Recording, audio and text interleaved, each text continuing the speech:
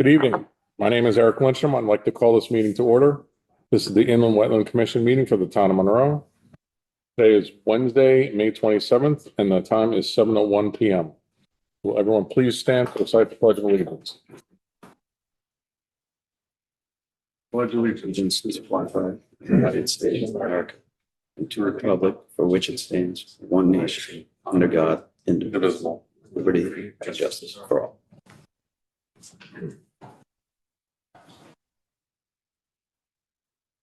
I'll take a roll call of the members of the commission and staff present during tonight's hybrid meeting. Please answer here or present, starting with myself, Eric Lindstrom, Chairman. Ryan Kelly, Vice Chairman, is not here. Mark Zamery, Secretary. Here. Rick Smith. Here.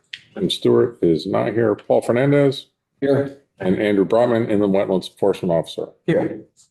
Before we start, I will read our mission statement and how the meeting will proceed. The objective and purpose of the Inland Wetland Commission is to provide for the overall protection and preservation of the inland wetlands and watercourses within the town of Monroe. Please note that this meeting is being conducted utilizing electronic equipment in compliance with State Law Public Act 21-1. As such, this meeting is being recorded and will be available to the public in compliance with state law. If you're attending remotely, you will automatically be muted and unable to unmute yourself. If you wish to speak during the public participation portion of the meeting, please use the raise hand function. If you are participating via telephone, press *9 to activate the raise hand feature. Staff will announce your name and unmute you when it is your turn to speak. The video feature has also been disabled for public participation. Anyone participating remotely should state their name and title, if applicable, at the outset of each occasion that such person is speaking. All votes taken during which any member of this body are participating remotely shall be taken by roll call unless the vote is unanimous. The chat features will not be utilized nor considered during this meeting.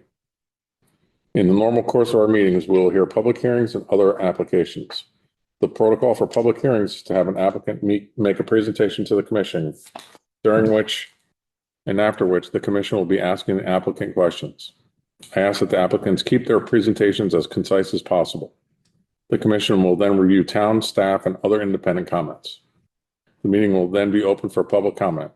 I will ask that all comments be made to the chair or commission. After any and all comments pro, in opposition, or of a general nature are made, the applicant will be given an opportunity to respond. Please keep comments or questions direct, or a time limit of 3 minutes may be imposed.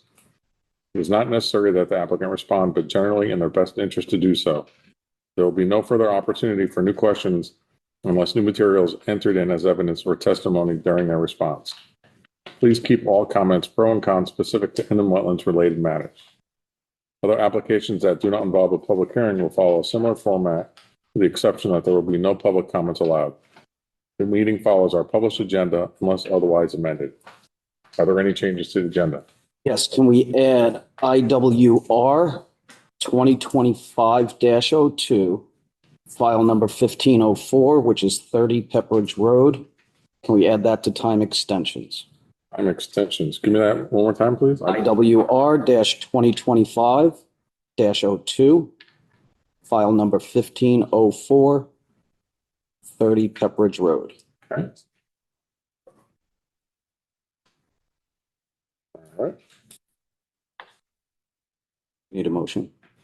Oh, we need a motion to add IWR 2025-02-1504 to the agenda. I make a motion to add IWR 2025-02, number 1504, 30 Pepperidge to time extensions. And we have a second by Lewis. All in favor? Aye. Aye. It is Commissioner Smith seconding that motion. Yes. And it was unanimous.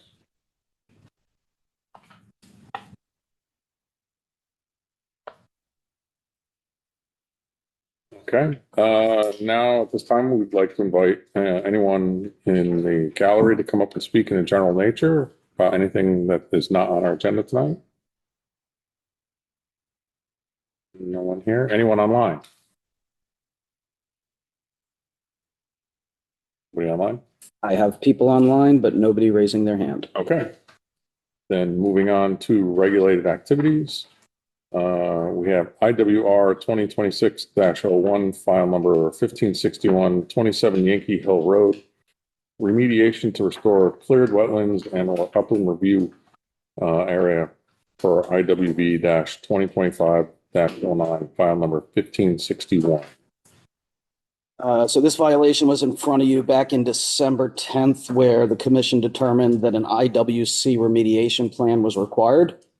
The violation was for clearing vegetation within an upland review area to make way for a dirt bike track, which extended onto town property and created a violation on number 48 Squire Road. The applicant had hired William Kenny Associates, and they put together a remediation plan. That plan was in your packets from last week. And it is Mr. Turkelson is here to present. Okay. Come on up. Would you state your name and address and sign in? Name's Eric Turkelson, 27 Yankee Hill Road, Monroe, Connecticut.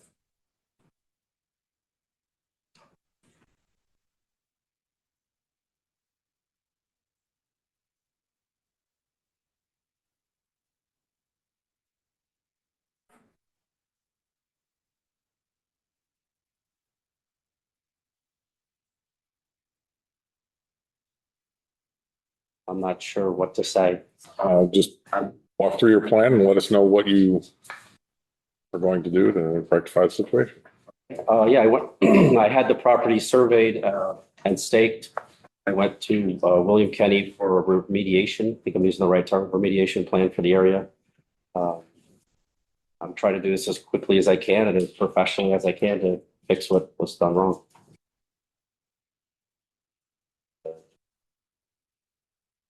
Andrew, did you have a chance to go through all this? I did. I looked it over.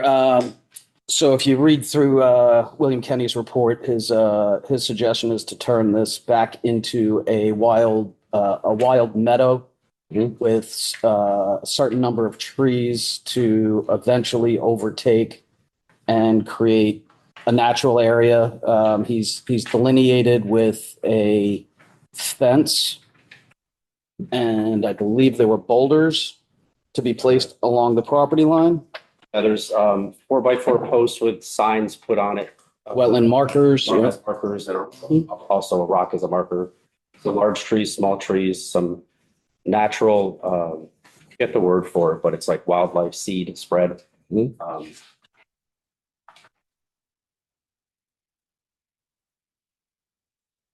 There were no trees taken down, but this is the remediation plan that the professional recommended. Right. Okay.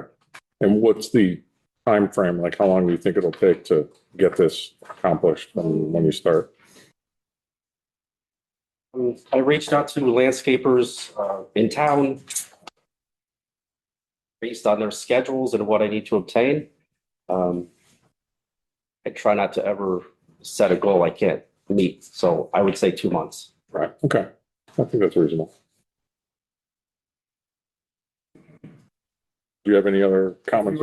If you remember, the area was cleared, and it didn't seem like there were many trees that were taken down. It was mostly, shrubs and ground covers. There was a lot of prickers and some large overgrown weeds. That's what I call them. Sorry, I don't know what the proper term is for them.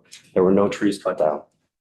Right. So I think what he put together as far as a remediation goes, it returns it back to a natural state. We have a demarcation with markers indicating that those are now, and we know now where the property line is. Right.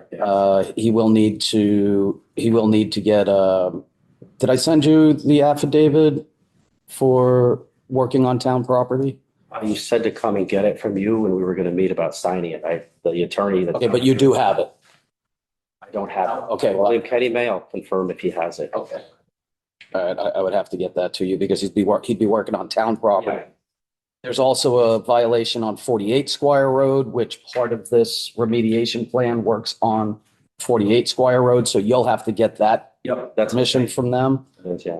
And For tonight's meeting, this is really just to determine whether it's a public, if there's public interest or significant impact, if you want to have a public hearing or a regular hearing on it. So that's what tonight's meeting is all about, that you can vote upon. As far as the details of what's on this plan, we could talk about it tonight if you'd like, but really we could open this at our next scheduled meeting on June 10th. One of my main focuses on this is obviously the property lines and who and what's affected. And if you look at it, it's very complicated, the back of my property, and that's where the mistake was made, but I'll make sure that I follow whatever rules I need to fix this. Were the neighbors aware of this violation? The neighbors became aware of it when I issued the violation to them as well. So Within 24 hours, one neighbor was notified. My son mows their lawn, and I made him walk over with me and talk to them. I wasn't aware that the neighbor next to him, their property, came over the little brook about 10 feet, I believe, onto the back of my adjacent property, if you will. It's a steep hill. I don't know if you could tell from the map, but it's a hard hill. You can almost not walk up. The property that comes down to the stream. So I did not speak to him. William Kenny reached out and got the form signed allowing us to go on his property.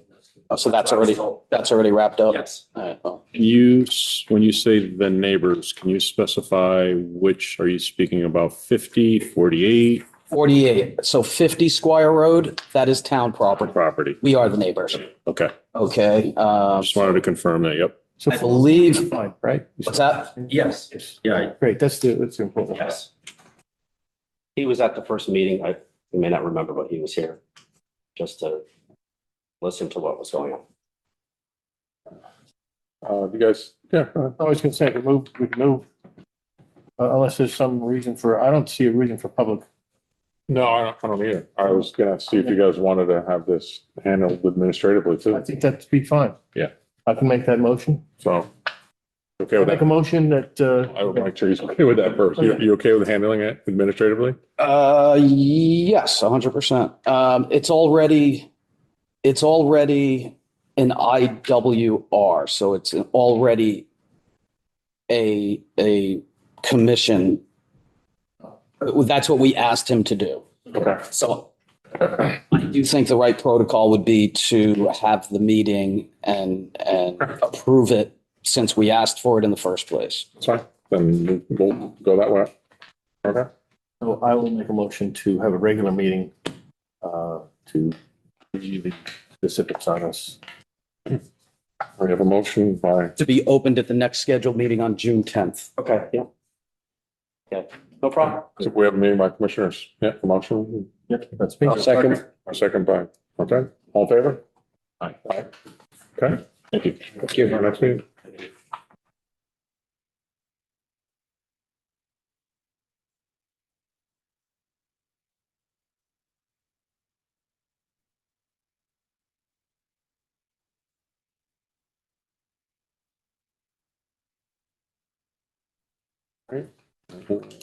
Skipping down to our regular meetings, we are now on to IWC 2026-02, file number 1581, 8 Fox Run. Installation of propane tanks, fill and level rear yard with retaining wall.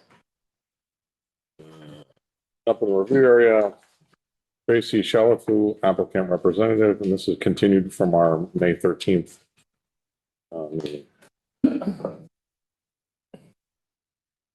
Anybody here? Hold on 1 second. I'm trying to get Tracy on the line. Okay. And Tracy, can you hear us now? Yes, good evening. How's my volume? That's good. Volume is great. Do you need to share things? Yes, I look Okay. like, okay. 1 second. Oh. In the meantime, for the record, I'm Tracy Shalafo, a landscape architect based in Danbury, Connecticut, and I'm representing Mr. Daniel Caruso tonight of 8 Fox Run, Monroe, Connecticut.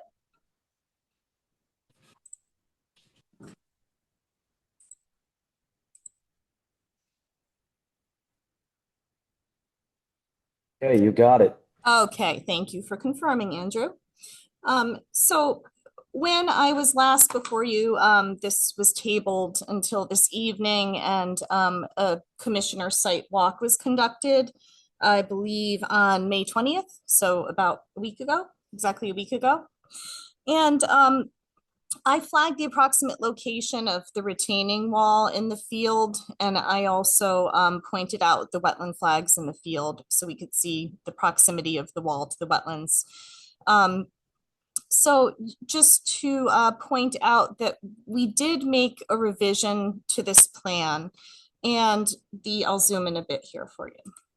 Tracy, I'm just going to Yes. ask you to pause just for a second. Sure. You jumped in there a little too quick. I just wanted to read the exhibits into record. Thank you. Otherwise, we're not sure what it is so exhibit number 2 was received in on 5/13, which is the engineer's comments from our engineer James DeMayo, and there were no comments on this application.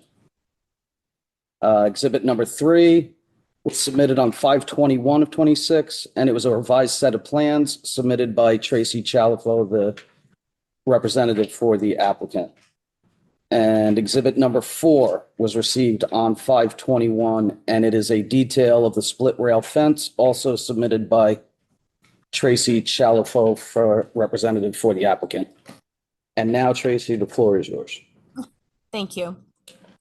Yeah, so a revised site plan was submitted, and the change was that the retaining wall in this area, so the western portion of the site where it was becoming a bit close to the wetland line, that was moved as much as 15 feet. So now the proposed wall is in this location, just to create more of a buffer between the structure and the wetlands themselves. So no construction is planned within the wetlands. And as part of this application, there is an accompanying planting mitigation plan as well.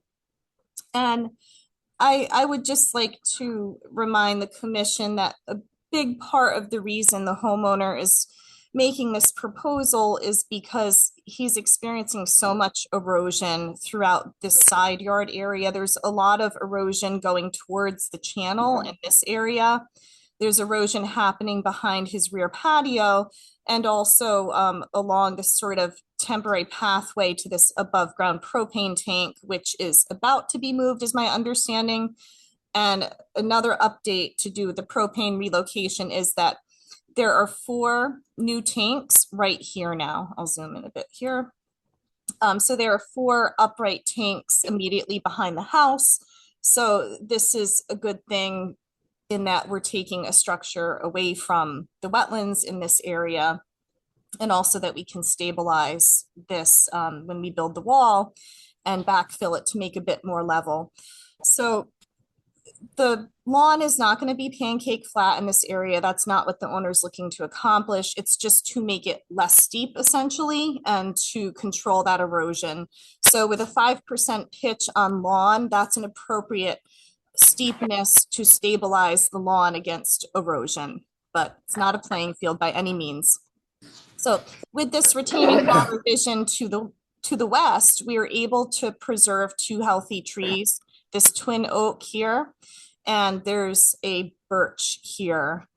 And the trees to be removed, it's just a cluster, a multiple maple right here. And upon taking a closer look at things, previously you'd seen a full tree well around this 24-inch maple. And as we looked at it in the field again, we thought, sort of high enough up out of the ground, like its root flare, that we can probably keep it possibly without even having a tree well, or just a sort of half moon tree well that doesn't have to be very deep to preserve it. So this is also a good thing for the health of the tree. Otherwise, there's a twin tulip tree to be removed, but I was looking at it and I did see that one of the leaders was quite damaged. They tend to be weak wooded as well. So that would be cut tall as a snag. And then there's a cluster of dead and declining birch trees here, some of which I believe one had actually fallen even since I started working with Mr. Caruso on this project. So again, declining and dead birch trees. And then to restore Let me just give you the total.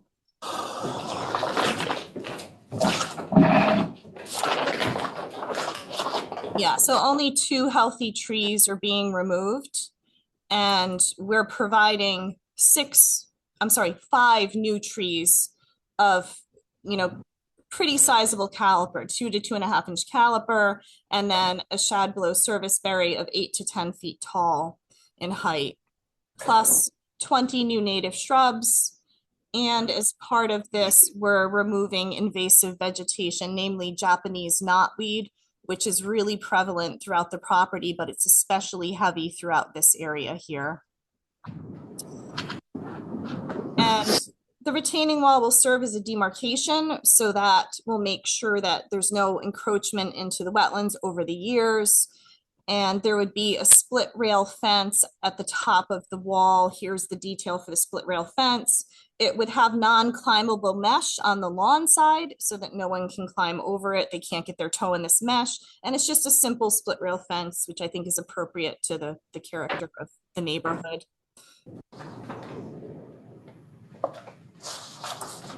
The question of how many cubic yards of fill had come up at our previous meeting, and it's approximately 600 cubic yards of clean fill that would be added to this area.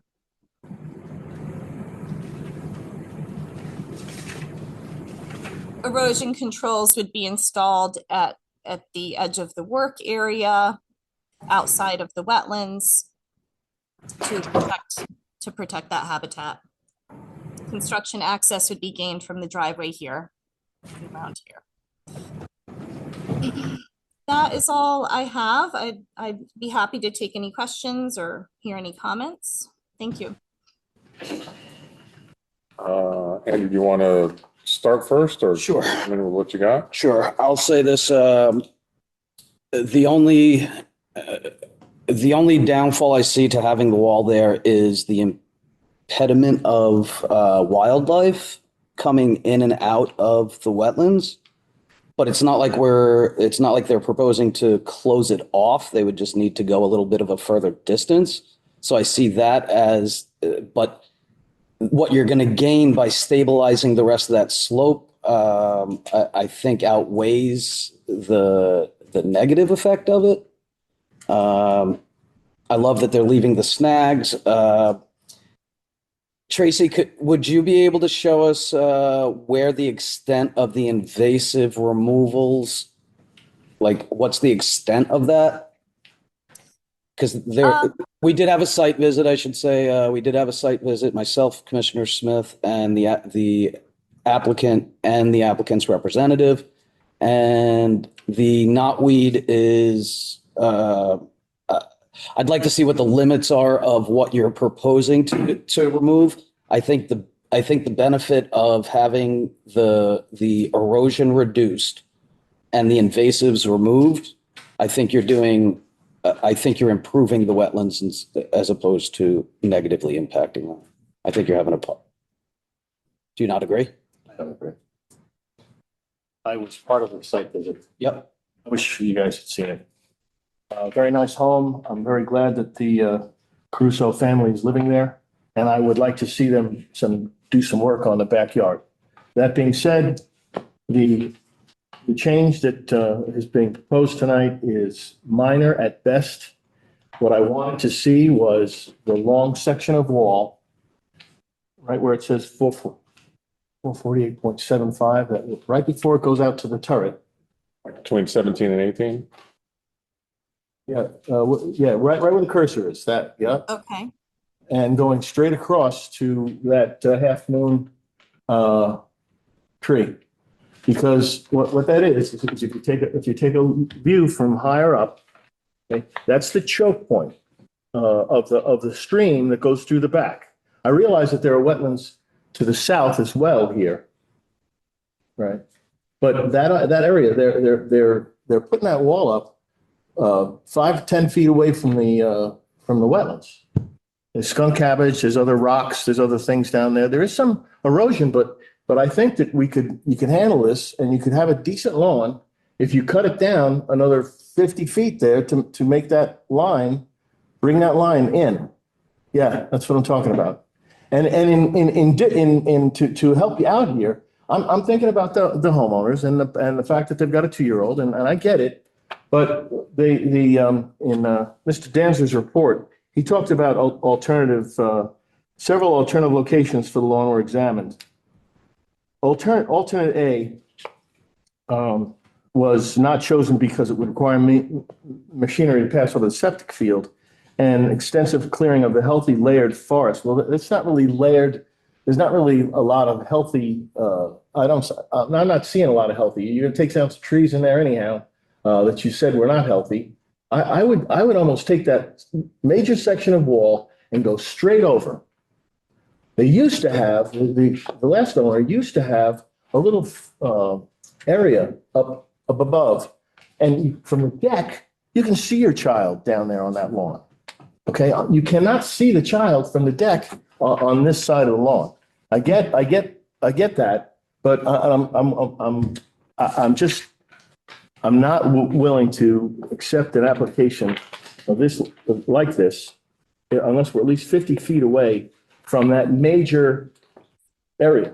She said there were 10, 15 feet. That's very slight, the change that they're proposing. It is a slight improvement. I want to see if I understand what you're asking because Yeah. I want to visualize. So that point where it's between 17 and 18, where it's marked 440 or 449.75, that. Yeah, right where her. Tracy's got it on her cursor right there. Yes, you want that to go straight across? No, so go straight to the street from there. No, I'm sorry, the other direction. Where the existing wall is, the major section of the length of 70 feet or so of wall, if you continue it straight, instead of curving, go straight, so you The other way? include the propane tank, right? So you're going, so from that corner straight across and go to the backside of the existing propane tank. The backside of the propane tank, all the way up.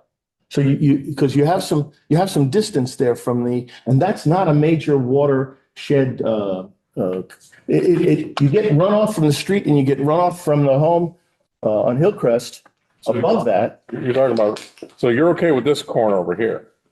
You just want this straightened out? no, I'm not okay with this corner. I want them to get away from this corridor and maybe just go this way. So take this wall here, 70 feet. And another 70 feet or however long. Now, they said that they didn't want to go over the septic field. But what about over here? So what I'd like to do is just bring this here. Okay.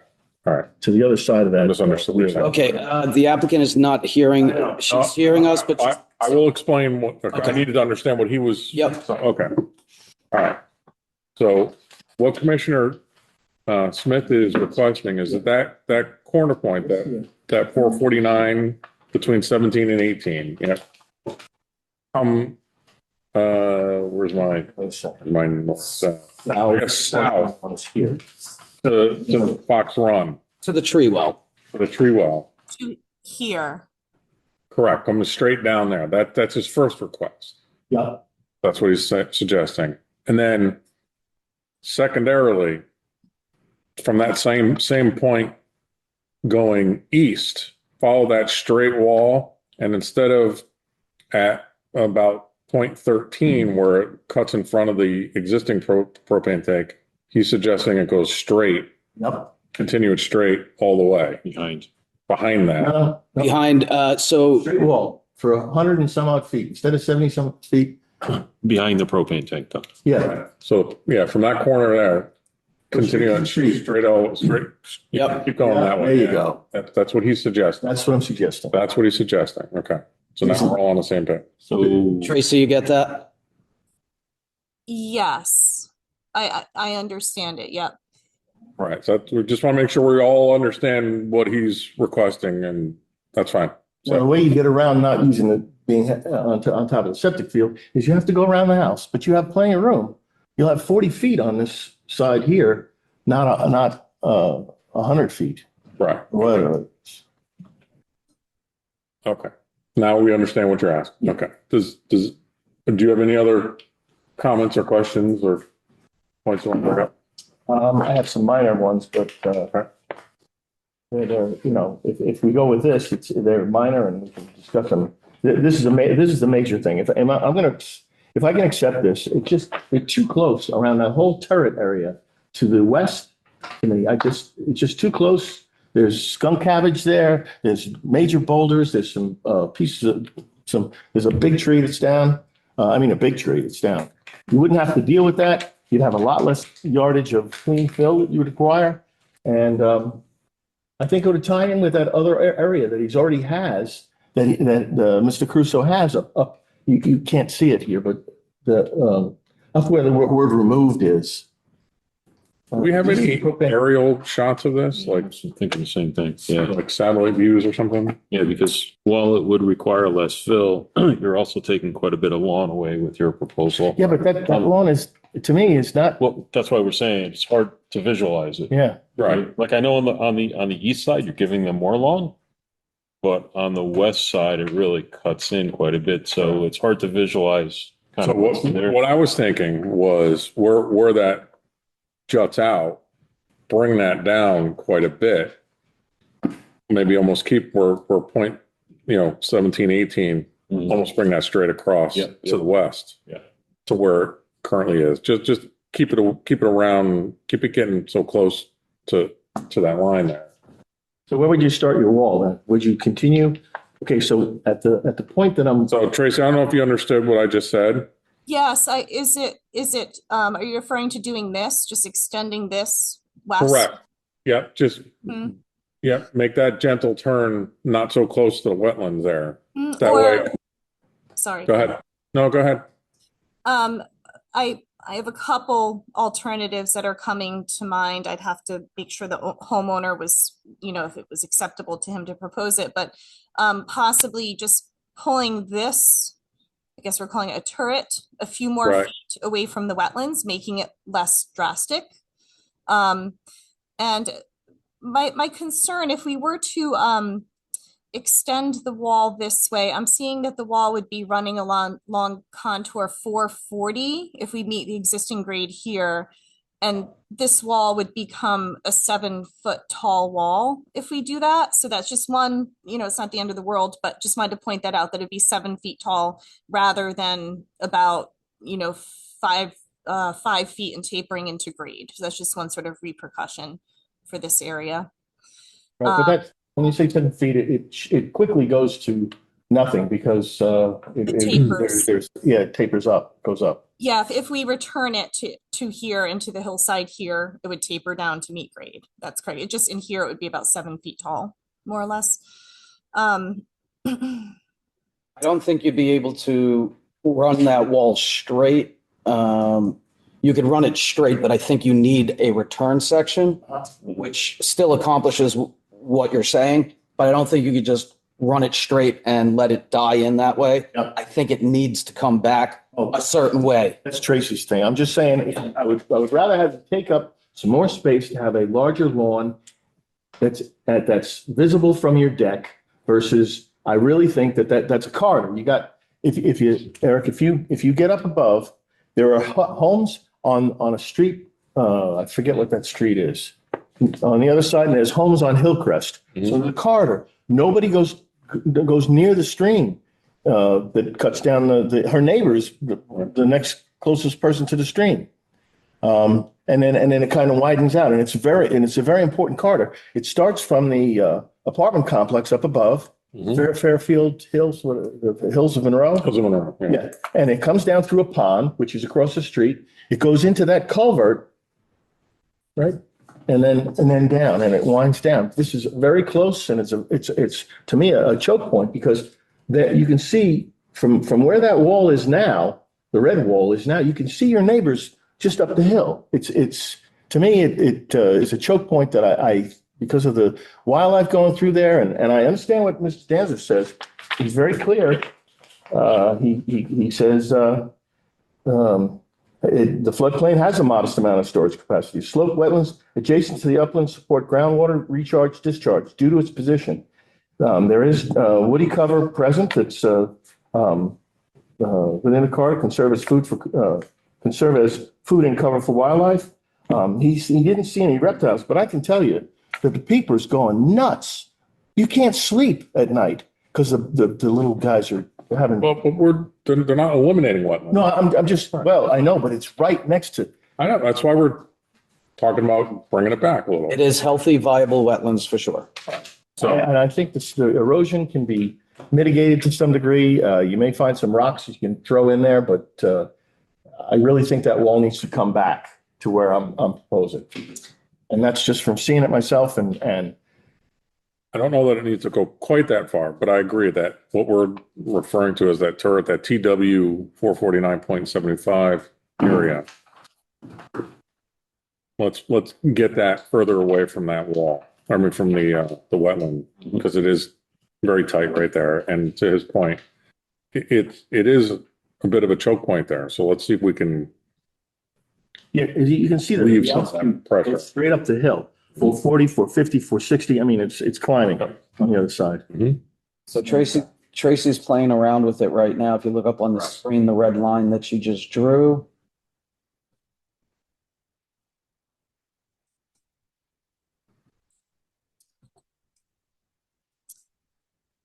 If we move the western segment of the wall further from the corridor, so here's the wetlands corridor here. So Can if you we zoom in on pull that this- just a little bit, please? Sure, absolutely. Is that a little bit That's more better. still? Yep. Can you show it? Can you show us where the stream is over there?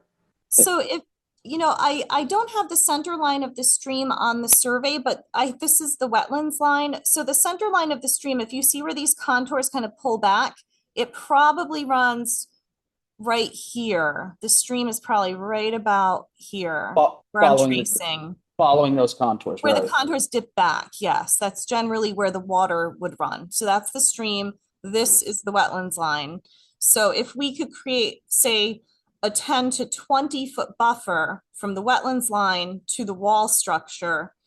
Because one thing I'd like to point out, this area of lawn is at a different elevation than this lawn because we have a bit of a hillside here that will be planted. So it's not as though he's going to have contiguous lawn, from this area to this area. And that's part of the reason why he desires to have more continuous lawn here. And also that there is like sort of a tipping point for if it's, worth it for him financially to do this project, to build this wall, if he then only has about 50 feet of usable area, because he does have his AC units here.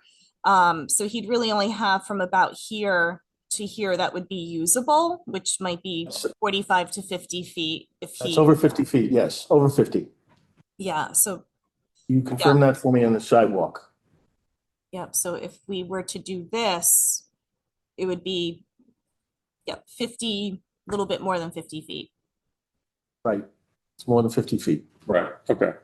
And that's what I'm asking for. You guys can ask for something else, but I can't abide by being that close to the wetlands in that area of the west. I can't. All right. It's not just me. It's for everybody in my neighborhood who has well water, and everybody the whole area is on well.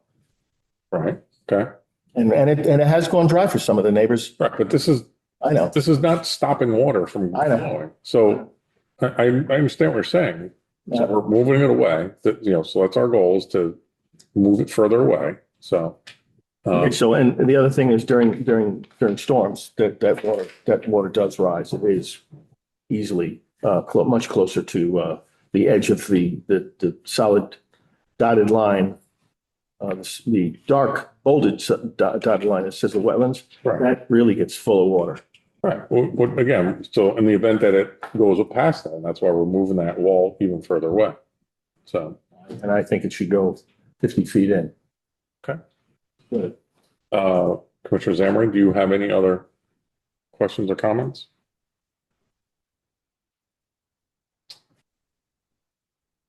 No, I mean, I think I'd like to see, it's hard to visualize what's proposed in terms of how far to move it in. I'm trying to understand right now how many feet between the wetlands and the.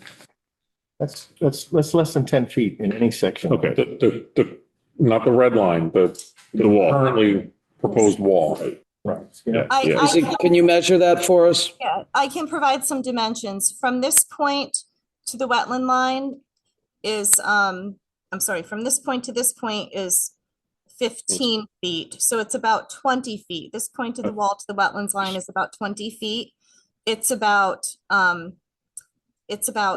I- feet here. 5 feet. Okay. It's about 4 feet here. This is our closest point is here, 4 So what feet. she's recommending is 10 to 20 feet is what she's recommending. Right. What did you, what, I want to have it from that half round tree, the well to the corner.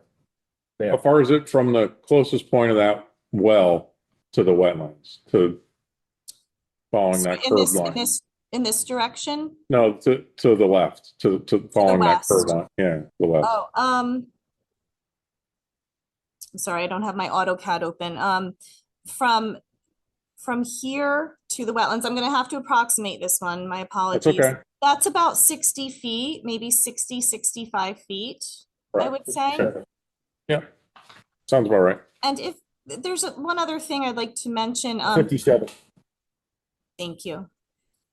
This area is just riddled with knotweed.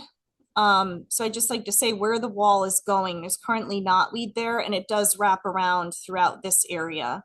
So we're not taking out any good like native vegetation in order to build the wall in this footprint, Right. for the record. Yeah. We're taking out, I hate to use, let's just say undesirable, invasive, it's knotweed. Right. And then I we're think- restoring with native plantings. I think if I can speak for most of the commissioners, we're looking to try and get probably 15 to 20 feet away from that wetland line there. And if you can get, at least 20 feet away, kind of at all points, I think that'll make everybody feel much better. 20 feet away at all points. I'm not even asking for that. I understand. I'm just saying that it would be a lot easier for us to, like 4 feet is just 4 or 5 feet is just too close. yeah, that's not. So that's why I said, So that's why I wish you guys would if you can get to 20 feet, take a look at it. well, so. Does that sound feasible from what you're looking at? So because the wetland line is not a straight line, they never are, right? I think it might be a preferable approach to if we could sort of allow a range of buffer, like if it needs to be 15 to 20 feet, because we also are held to certain angles with how the wall is constructed. So if the Right. commission would be amenable to attempting to maintain a buffer of about 15 to 20 feet, just to give us a little bit of flexibility with how the wall would lay out. That would Right. really help from like a functionality standpoint. And I also think accomplish the goal of providing more buffer. Right. Yeah, here's 20 feet right here. This is what 20 feet looks like. Right. It would really bring it in Yeah. hopefully substantially. It would be, I'm just If eyeballing it quite a here, bit. but it would be really substantial. There it is, yes. So from that corner point, but again, back to that 1718 corner point, Yes. how close is that to the wetlands at this point right now? Yeah, from that to the From here wetlands. to here, this Yes. is approximately 7 to 8 feet. Yeah. 7 to 8 feet from the back side of the wall to the wetland line. So I'm just trying to, And it's Good. more here, there's Right, more. no, it started, right, that, buffer. yeah, I'm trying to see if that becomes our closest point, and then we get further away from there to the west, and, because that's where most of the water's coming in, is over there in the west. no. So in that corner, where you drew that, yeah, where you're drawing that right now, keep that, 15 to 20 feet from that point around. I think that will certainly help. Yeah, so if we could maintain 15 to 20 feet from the wetland line this way, Correct. move the wall more easterly, the Yeah. segment more easterly, if that would be Right. acceptable to the commission. I'm happy to draw that up. I think we need more than 20 feet. I think we need 40 feet there at least. 40 feet. 4 feet's gonna kill the lawn, so I don't think It's not they're gonna gonna need be 40. It's not gonna be any long. There's not gonna be any lawn, so I think 15 to 20 is reasonable. You should take a look at it. It's a decent sized lawn. I understand that, but what is they're not in the wetland, so. But they're all in the the whole house is in the upper review area. Yes, They bought the house. review area. They I knew understand. that though. It doesn't mean they can't do anything there. It just. I'm not means you get saying to don't do review. anything. Right, but I don't see there any benefit to doing 40-foot to 50-foot buffer. There's not enough of a reason to do that. Well, if you saw the slope, Eric, I think, yeah, you need to take a look at it. Okay, I'm giving you my opinion here, and this is what I think is appropriate. Do we have other people's opinions that are not the same? Because I don't want to have her go and redo a drawing if we're not all on the same page here. Yeah, so just to complete my thoughts, because I think you were asking me, I think the 15 to 20 feet all the way up to between 17 and 18, and then leave it there. I think that I would consider that to be acceptable. You can't move that straight part because, whatever, but right where that straight part starts to curve, then bring it in 15 to 20 feet. I would recommend 20. Yeah. So from that corner point. Are we, Yeah. just to clarify, are we speaking about this area here, bringing this in 15 to 20? Yes. Yes. Okay. So run that wall straight like you have it drawn in there is what they're getting at. Right, and then put a curve on it to keep it away from that. Or it doesn't have to be a curve, it could be a corner, it doesn't matter, but. Bones, are you? I'm good with 15. You're good with it, it's 15 to 20? 15. Not protecting the wetlands doing that. But I mean, it's not in wetlands, it's in the, It's in the upper view area. right, so is the house. And it's all skunk cabbage and. It's just a wall. If you saw what I was talking about, it's not that bad. I need the wall to be up. But we're not gonna request that. We're going 15 to 20. And we're gonna see how that looks. And you can review it and comment on it however you want at that point.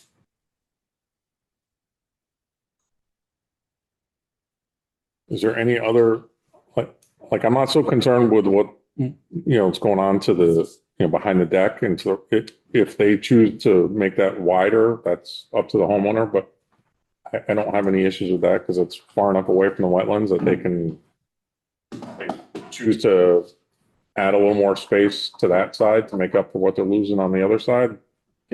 I would like to propose that Tracy takes both options to the owners. Sure. She's welcome to do that. Try to work it out. You hear what we're saying, Tracy? We want to go ahead with giving him some lawn, but we want to help reduce the cost by minimizing the fill and minimizing the area closest to the wetlands. And I'd like to see what you're proposing on the east there, that you're drawing, because I don't think we finished that discussion on the east, right? Or did we? I think we just said that we realized it would have to return at some point so that we could taper the wall into the slope. So and there is a certain setback from retaining wall to septic system. I think it's 10 feet. However, I'm not an engineer. So that may come into question, but perhaps it could do something like this. If you all can see this. Yep. Even if it goes out closer to the wetlands in that area. Yeah. And there's still ample buffer here between the Right, wall. that's what I'm saying. In that area, instead of going out, going towards the neighbor on the hillcrest. I mean, what Commissioner Smith is proposing is for more yard there. So Yeah. are you opposed to doing that? I think the owner, based on his correspondence with me, he'd be open to increasing the lawn area here. However, I don't think he would like to foreshorten the lawn so much here, but maybe it's a balance. Maybe it's adding a little lawn here, trimming some back here to accomplish his goals and make it something that the commission can feel good about approving. Yeah, I think that makes sense. Give them some options. Mm-hmm.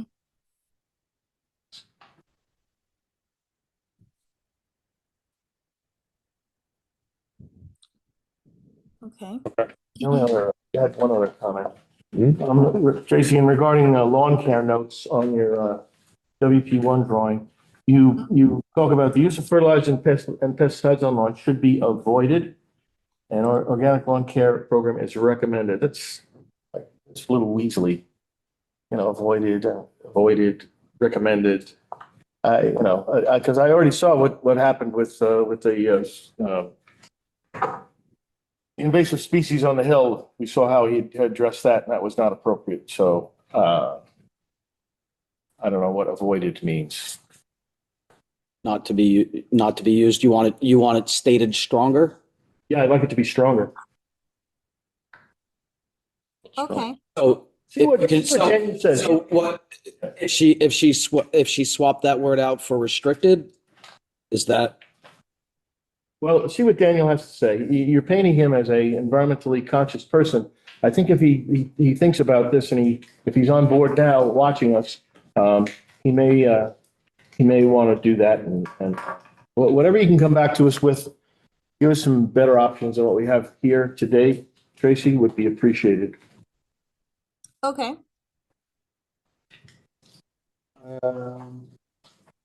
Is Daniel Russo on?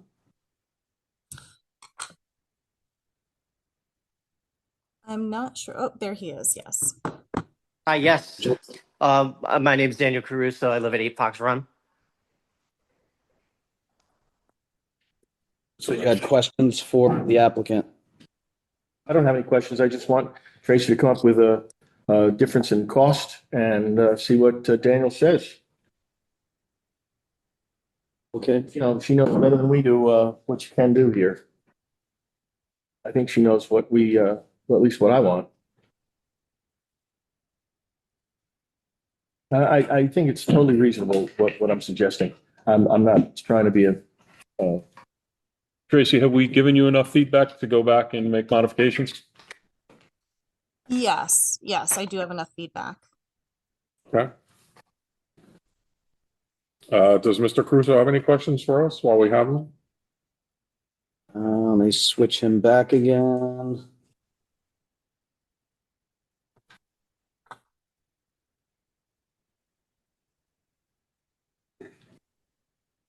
Daniel, are you there? Hi, yes, I'm here. I have no other questions. I appreciate your time, everybody. You understood what we were requesting with some of these adjustments to that pertaining? Yes, I do. Okay, and no objections, at least conceptually at the moment, so. Conceptually at the moment, no, but I want to get together with Tracy to just review everything Yep. and just to see how everything's going to look. Okay, makes sense. Okay. Then I think that concludes everything for the moment. Okay. Thank you for your feedback. Okay, thank you. thank you. See. Have a nice evening. Bye.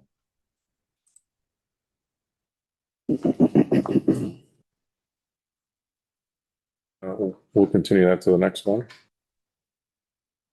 June 10th. Yep. Continue to June 10th. Sure.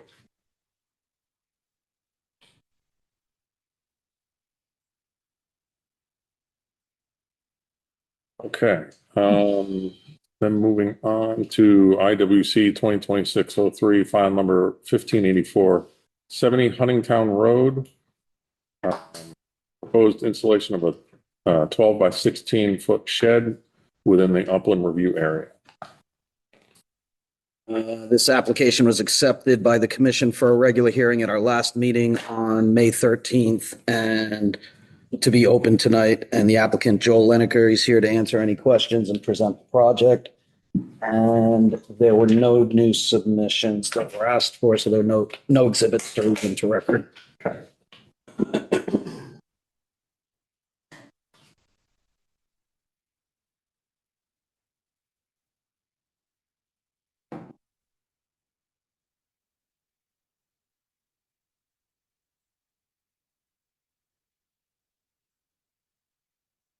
If you go down here, Joel.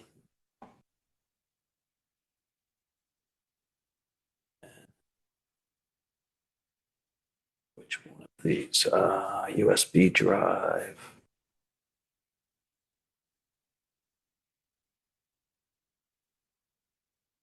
That's it. That's you, right? There you go. Yep. Thank you.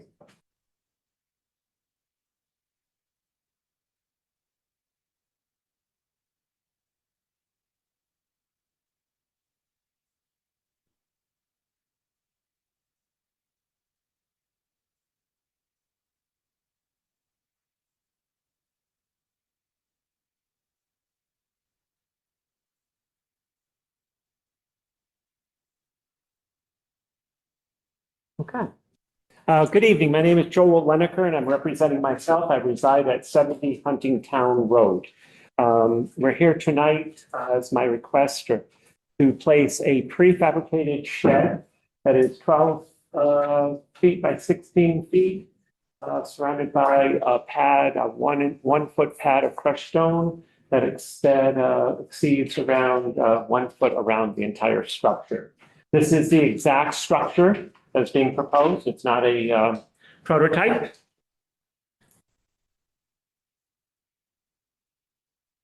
And this is the interior. It's going to be an unfinished structure. It's not going to be insulated, no electric, no water. You see exactly what it is. The purpose of this shed is for me to maintain approximately 5 acres of land. I own 90 Huntingtown Road, which is adjacent to 70 Huntingtown Road. 90 Huntingtown Road is very steep. It's actually a ravine with water stream running through it. There is no intention of building anything on that property, but this shed will serve that property to keep things such as wheelbarrows, empty buckets, tools, things like that. There will be no lawn mowers. I do not have any, there was erosion created from the storm 2 years ago. Just over the line, and it was all has been remediated under a different permit, but it is a meadow. Okay, it is never going to be a lawn, so there's never any reason for anybody to be cutting that area. That's important for you for the reason that there is no use for a lawn mower down around that area. What use are you gonna, what are you gonna use this for, Joe? Maintenance of any fallen trees that have come down, clearing those, pulling those out of there. What's gonna go in here? Native plantings, whatever. What's gonna go inside? So wheelbarrows, Change any that. equipment that has to be used to maintain that 5 acres of property. Is this nice little art studio or? I'm sorry? No, a nice little place, you know, a nice little shed. It's great. Well, I figured if I was going to do it, I might as well do it right, and I might as well do it once and then allow for anything that in the future that I might have to do. It's just a good size, that's all. As far as that goes. So as per your request, there's a William Kenny Associates provided a mapping of the wetlands areas. You will see that there's a pond over here. There's obviously a pond. Can I zoom in this? You can zoom with the mouse, the roller.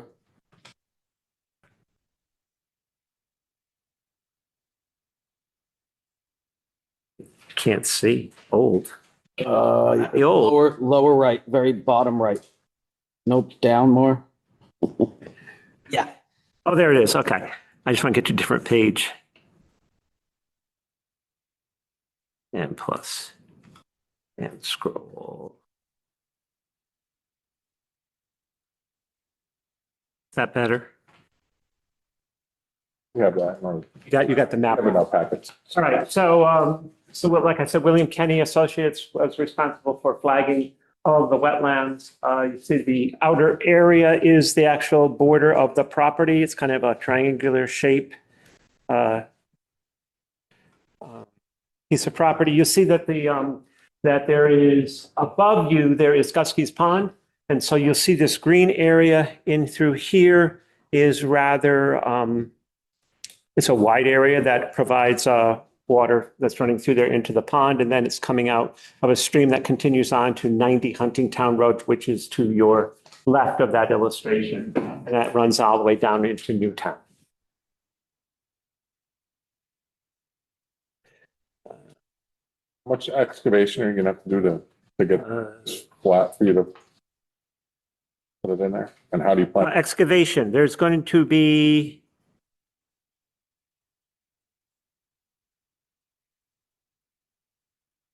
I'm removing 3 forsythia bushes that are located right here, right around where the proposed shed is going to be. There's a small indentation. It's already level at that point in time where the proposed shed is.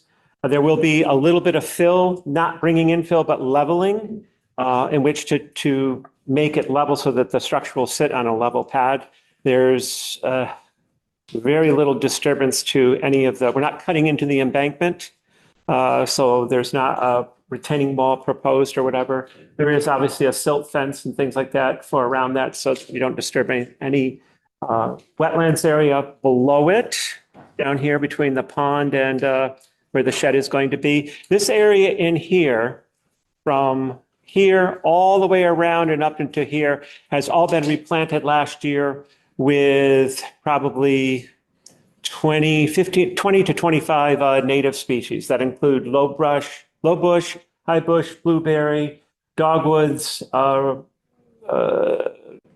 the red stick? Red twig dogwoods. Red twig dogwoods as well. That was all approved by us through the emergency remediation for the storm of 2024, I guess. And how do they plan on bringing the shed onto your property? How are they going to come? There is a easement. You see that there is a dirt road right here. Comes the road, Huntingtown Road runs through here, and then they're going to be bringing it down in here. This area is fairly flat. This is the area that's all been planted out with conservation grasses and timothy and things like that. Going over to here, they're gonna bring it to the top of the hill, and then they have a dolly that, I haven't seen this thing, but they have some type of a dolly that goes underneath the whole thing, and they bring that whole thing onto the site with a dolly. They're not bringing a truck down into that area. That's how they have explained it to me. And then it's being back, it'll come, they'll pull it down here, they'll come out to about here, and then they'll back it in and set it in place based upon the map, the way the map is drawn. The building itself, you'll see that in this end here is the opening end, so that it's a double door that opens out this way. And then you can see the contour lines. It's rather steep there, and then it kind of gently comes back over to here. So that's the placement of it. The map shows, I think you read that, if I can read this, 22 to 25 feet from the outside of the disturbed area where the crushed stone is going to the delineation, the inland wetlands delineation line, which is tight to the pond. Well, the window side is, the large window side is facing the pond. Excuse me? The large window side is facing the pond. Yes. That's lovely. Yes. So on this side here is the large windows facing this way. There's a clear story of windows on this back side. That should be about the same level as the way this comes down. My septic system is marked here, and it's 25 feet, I believe that says, from the edge of the structure. And I believe the sanitation requirement it's 10. The health department had signed off on the proposed location, yes. Thank you. What else? Why did I choose the site or this location? Number one, because it is in this depression, you're not going to see this structure from the road. You'll see the roof, you'll see the top of the roof, but you will not see the structure coming up. I wanted to integrate it into the landscape as best as possible without having to cut trees or removing much vegetation. So that was the primary reason for it, and some proximity to the pond. The site, as you probably have seen from the contour lines, do not give you a lot of different places in which to place this. And you can see in the alternate map,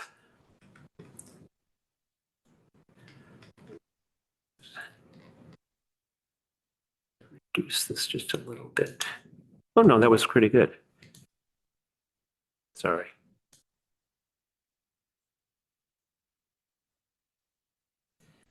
So some other choices of where this could be placed. Alternate one is over here to the far left. It is, the benefit to this is it's back from the water line a little bit more, but it's lower in elevation. So the biggest concern is when we had that 100-year flood that came through 2 years ago, this area right in here did flood, and it flooded probably from here down to here, and then it eroded everything out of here. And that's all been remediated and filled, and all that erosion has been repaired as far as that goes. So Could it possibly go there? It possibly could, but it could also have a possibility of flooding. There is one tree that'll have to come down. It's not marked on here, but there would be one tree that has to be removed for that location. The other alternative is to go further into the site. And because of, there's a tree here that would have to come out. If you wanted to push this structure farther up into the hillside, I would have to take a little bit more from the hillside to be able to get it flat. Because this is obviously the closest to the wetland delineation line. So those are the three choices for that placement. And that's really the scope of it. I mean, you've seen what it's going to look like. You know the size. I think we've done a pretty good job as far as siting it without much disturbance. And that's all I have at this point in time. If you have any questions or concerns, glad to entertain those. Start on the end. No. Question, nothing? Any questions? No, I concur that the current, the proposed site is acceptable as opposed to the alternatives. I think it's, knowing the lay of the land, I've walked around Gusky Pond, seen the work that we've done there for our, I think that this is fine. So no, I don't have any questions. Agreed with the proposed location and no further questions. Yeah, I'm right there with you. You good? Okay. And I think we can close this and Motion to close it. get a motion. And you are able to move it into deliberations for tonight if you so choose. I think that's appropriate. I'd like to make that motion, to move this into deliberations tonight, close it and move into deliberations tonight. We have a motion by Commissioner Smith. With the second that motion. We have a second by Commissioner Zammary. All in favor? Aye. Unanimous. Thank you. Thank you very much. Well, we have some other business to take care of. You could stick around if you want, or I could just touch base with you tomorrow. Did I That is all up to you. might get this out of here? There you go. Got it. Got it. Very good. Thank you, Joel. You're welcome. Okay. Then moving on to public hearing, IWC 2026-01, file number 1564, 1603 Monroe Turnpike, proposed construction of excavator contractor facility and remediation of wetlands. Bruce Monroe Jr. applicant, Donald Smith Jr. PE representative.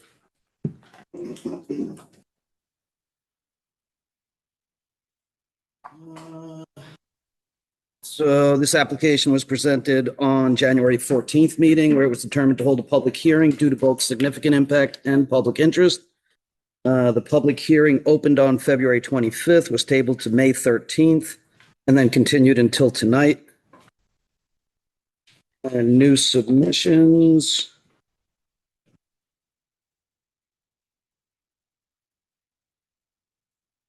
Our exhibit number 18. Which we did receive at the last meeting, submitted by Mr. Wiley, William Wiley, an abutting neighbor, and that was submitted on 5/13 of 26. Exhibit number 19, submitted on 5/20/2026, a letter of extension presented by or submitted by Don Smith Jr., professional engineer. Exhibit number 20, received in on 5/26 of 26. Drainage calculations submitted by Don Smith Jr., professional engineer. And those were the new submission exhibits submitted. Don, the floor is yours.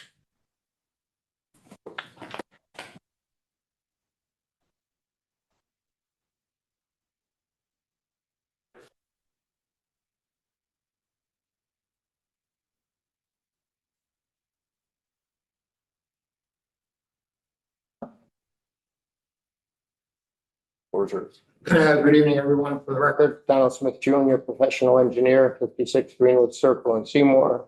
Here, excuse me, tonight representing applicant and co-property owner Bruce Mondo Jr., as well as Tracy Lewis, the land surveyor, is here with me tonight.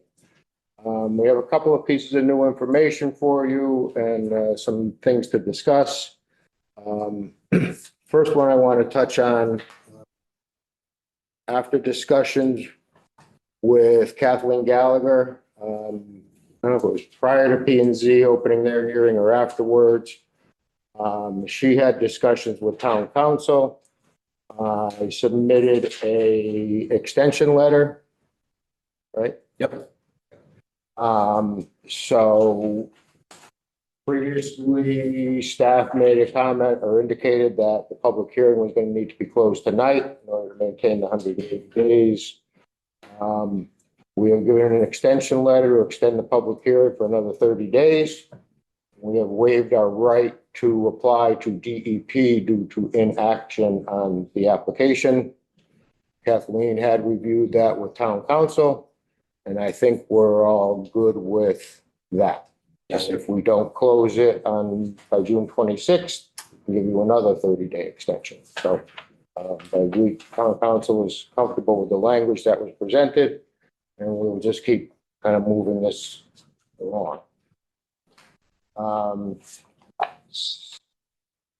Secondly, We have that letter. Yes, you have the extension letter. It was exhibit number. Thank you. so, secondly, Andy had mentioned drainage calculations regarding the off-site flow to the Stevenson property and the total flow hitting the 38 and 46-inch pipes on our property coming under the railroads. Question was raised at the last meeting, what is the actual capacity of that pipe? And based on our drainage analysis, we show that that pipe can accommodate the 100-year flow in its current condition with the 48 and the 36-inch pipe. Those were submitted to James earlier this week. I don't know if we've heard anything back from James yet. We have not, but James is online. Online, we can ask him when we have a chance. So. He's online, but I believe that those calculations are correct, and that should address that question on capacity of the overs through the Monroe property. James? Oh, yep. Sorry, I didn't know you wanted me to talk now. James DeMayo, town engineer. Yeah, I did get a chance to review them just recently. Yeah, for the most part, I agree. I don't see anything major or glaring. And I even tried to analyze it another way. And yeah, I don't have any objections to what was submitted in terms of the peak flows to that property from the watershed. Any other questions from the commission then, those comments? I don't have any. Do you guys have any questions? If James is good. Not regarding that, nope.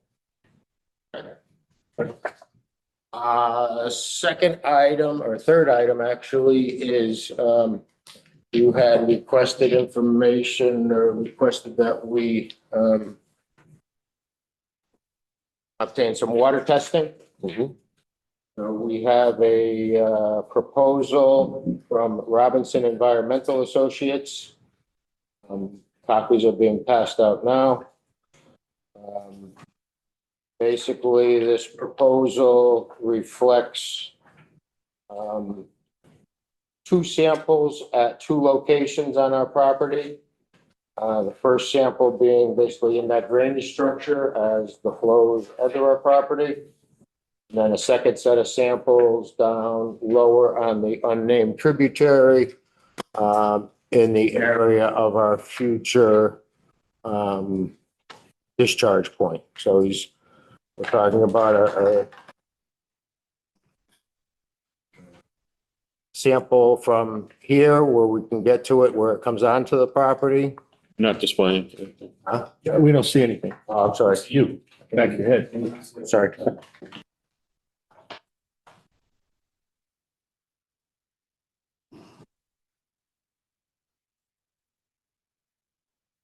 How long will it take them to prepare this report? How long do you think it'll take them to prepare this report? So, the two samples, one is a wet sample under rainy conditions, the other is a dry sample. So right now, we're looking at probably about 2 weeks worth of good weather, 10 days worth of good weather. So we'll be able to get that one done. As soon as we can get those samples done, hopefully we'll have the sampling done and results back by the next time we see you in 30 days. It's not like it's gonna take 6 months. It's just really weather dependent for some of it. Weather dependent, and then the second page of the proposal indicates what we're testing for, right? Oils and grease, hardness, zinc, chemical oxygen demand, phosphorus, nitrate is not nitrogen, Connecticut ETPH, copper, aluminum, TSS, or suspended solids, total nitrogen, ammonia is nitrogen, conductivity, lead, iron, total dissolved solids, nitrates, fluorides, and bacteria, E. coli, and total coliform. So that should give us a clear indication of any contaminants in the water that are coming on the property, and then we'll see whether there's any increase and decrease between where it comes on and. So can you just point out to which locations you're doing? I remember the first one where the 36 and 48-inch pipe are. Right, so the first sample would be up here in the drainage. Mouse is very, That's not working so good. mouse ain't working. That's right. First sample will be in that drainage structure where it comes onto the property. It's a dry sample or? Well, you're getting two samples, one in dry weather, so low flows, and then one when it's raining. Right. So that's the wet sample, wet. So, I mean, both are gonna be wet, Samples in both areas, so 4 sample total? or samples total. Okay. So you can see the difference between the wet weather flow and the dry weather flow. Right. Where it comes onto the property versus where we're gonna be discharging. 4 samples and a whole bunch of testing criteria, Pretty good. Thank you. right? And Where was the second one where it's discharged from? the second set of samples would be taken basically from the lower reaches of the unnamed tributary in the area of where our future discharge is going to be, because my understanding is that once we build this, you're gonna want us to sample down here as well. Where's the current discharge though, in relation to where that cursor is now? Here's discharge off of. Current discharge of the 36 and the 48-inch pipe is over here. So why would we not test it there?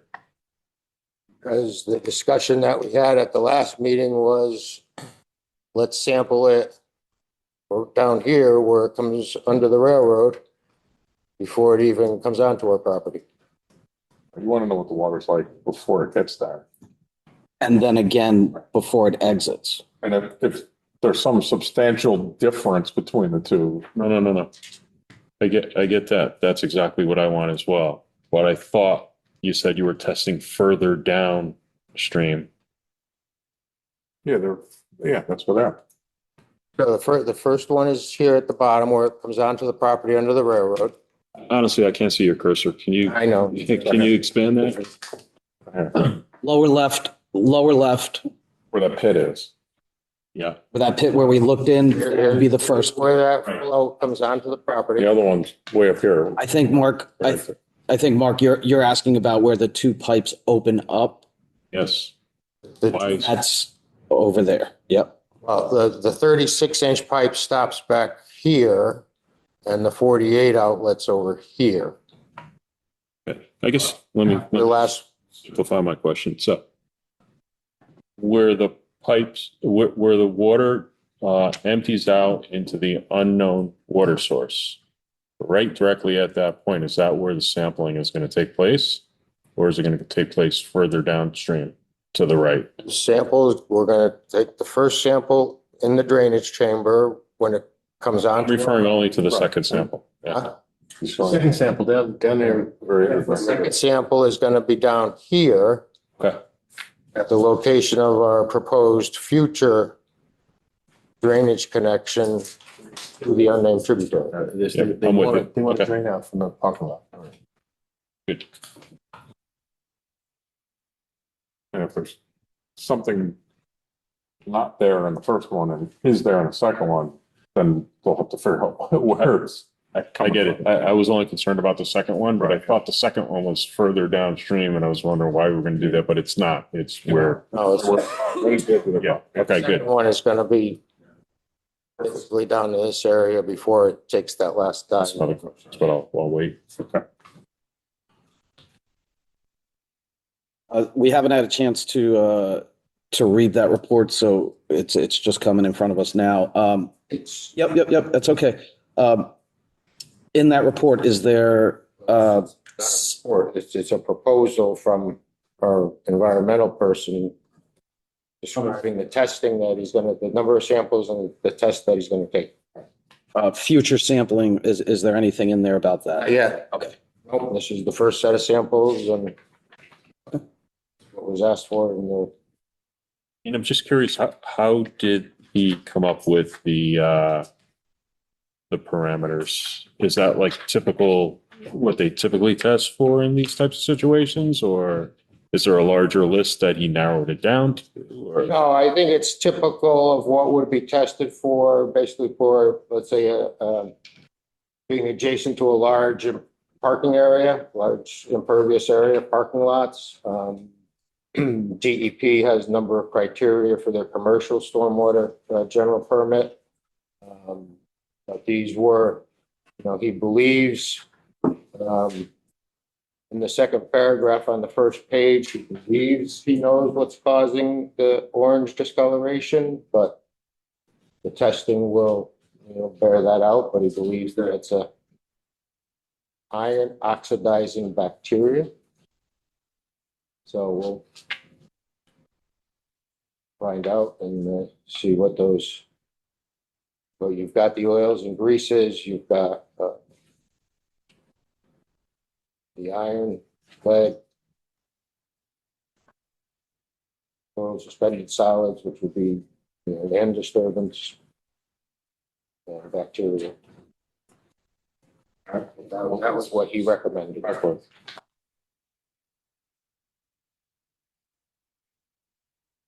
So do we need to motion to accept this proposal or? No, No, this is, No. this is just gonna. this is an exhibit. It'll be entered by staff by tomorrow, so it'll be up online tomorrow. And this will be exhibit 21, I believe. And then the findings will be another exhibit. Correct. Yeah, this is good. Thank you. Yeah. Thank you very much.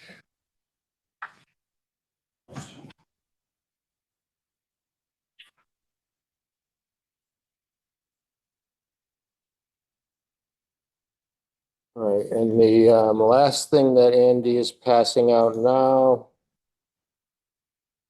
you had asked us to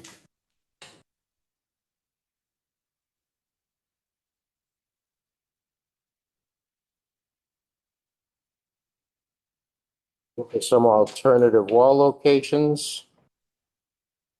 So we have some sketches and a summary.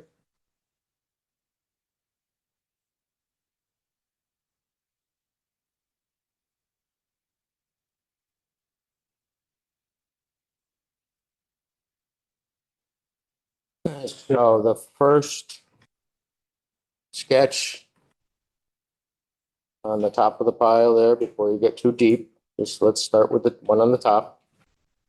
Okay. You had asked us to look at some different locations for the proposed wall. The first plan that is on that set is proposed retaining wall is about 90 feet off of the existing wall. And one of the commissioners, wanted us to look at pushing our disturbance, pushing our storage area all the way to the east or to the right, which is what we have done. This contour here, this existing dash contour here through the site is the 174 contour. So basically staying with our 20 to 22 foot high walls. We came down to the existing ground at approximately a 152 contour. And we located the wall at the 152 contour, so we still have a 20 foot high retaining wall here. This proposal is all fill and no cut. As we're building this wall up, we're maintaining the grade that's all the way up here at the top, where we're not allowed to excavate into the Eversource right of way because of the grounding wire. So we're maintaining the existing ground elevation up here. The driveway location into this area would be the same as it is now, coming in off of Old Webb Road through the existing driveway entrance. We have a turnaround area for a WB50 tractor trailer truck. We have a 100-foot diameter turnaround area. And some of the issues that we have with this, the original proposal, we had 20 truck parking spaces. Now we have 8. So we lost 12 truck parking spaces with this concept. We have approximately 450 feet of 20-foot high retaining wall.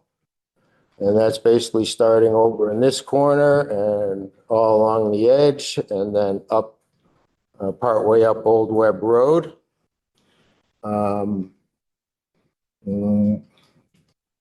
With the storage area being up to elevation 170, we're 10 feet or more above Old Webb Road as it stands. So now we would have a basically exposed retaining wall coming up along Old Webb Road. So we've got about 450 feet of 20-foot high wall, 150 feet of 10-foot high wall. We've got about a 1,300 square foot reduction in storage area from the original proposal. At the base of the wall, because the base of the wall is on this steep slope here, that slope has to be fattened out before we can start sloping down. So we would basically carry that 152 contour about 10 feet off of the wall, and then we would slope down. This proposal, we would have an above ground stormwater management area that would be located down in the flat area rather than being an underground system. And you could see this shading here was the original planting line in front of the wall. So you can see we're about 90 feet back from the wall from where it was previously proposed. By the time we're done, our limit of disturbance is only about 60 feet away because we still have stormwater management activities and some regrading of that slope that would have to happen to accommodate that wall. Due to the differences between this plan and what was originally approved by Eversource Energy, we need to go back to them for their approval. This plan does not include any, or this proposal does not include any improvements to Old Webb Road, because we're not really using that, so there's no improvements that we're making to Old Webb Road. The earthwork required for this wall is basically all fill and zero cut, because we're matching this elevation here at the highest point of the property. So we're all fill and basically no cut. So this is all material to be imported in. And then again, I'm sorry, just not to be redundant, but you know, the improvements to Old Webb Road, no widening, no storm drainage, no paving on Old Webb Road. We're just going to be captured up on the top.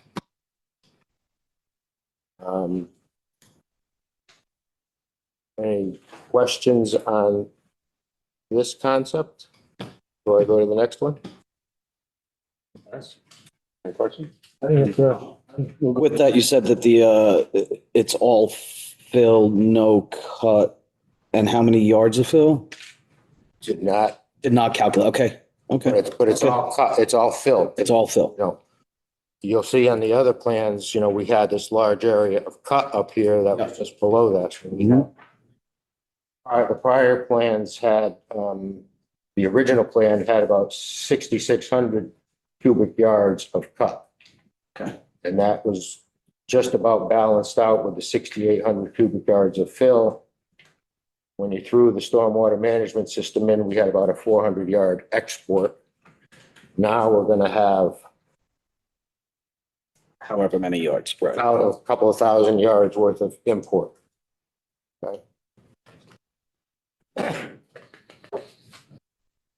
So I do have a question. So there's no wall to the 111 side, right? No wall further up on this side to the right, correct. And there, in the original, you had a wall there. Well, the original Yeah. wall, Yeah, that's the wall, right? And how tall was that wall? how tall? Was that wall? Yeah. That was a, originally was a 6 foot wall. Okay, so there you go. That's why you have to bring it in because you have to fill in that 6 foot. No. Okay.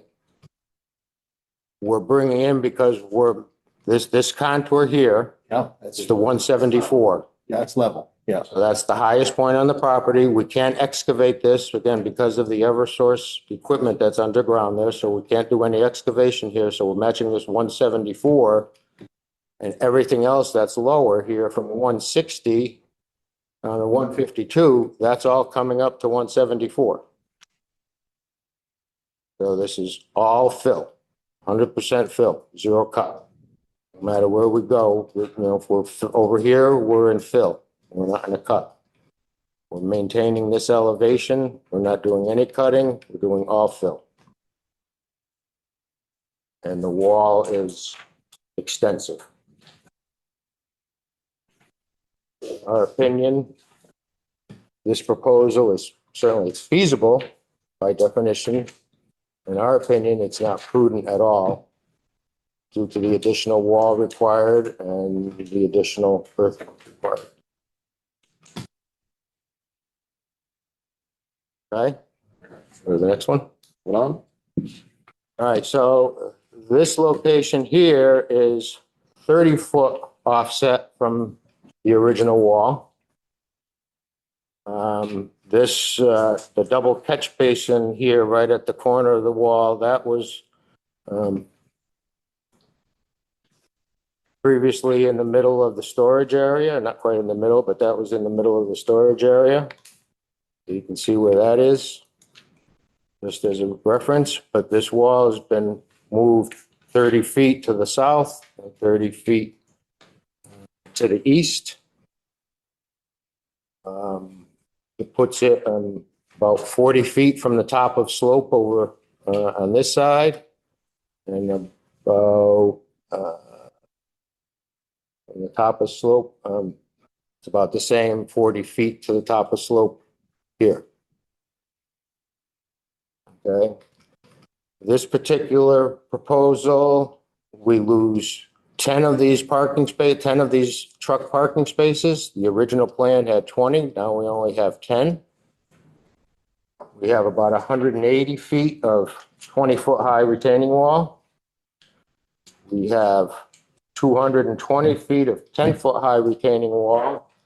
And again, on this one, we've moved the lower wall 30 feet back. And then the upper wall here to the east.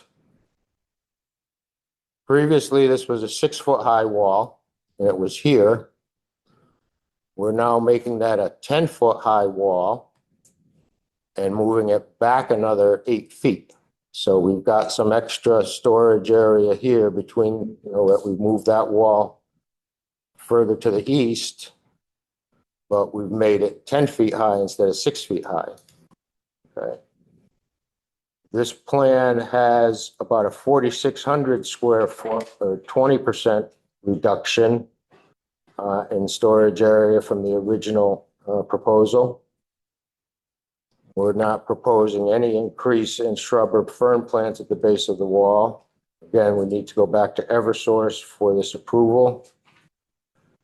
Cut and fill qualities are not balanced as they were before.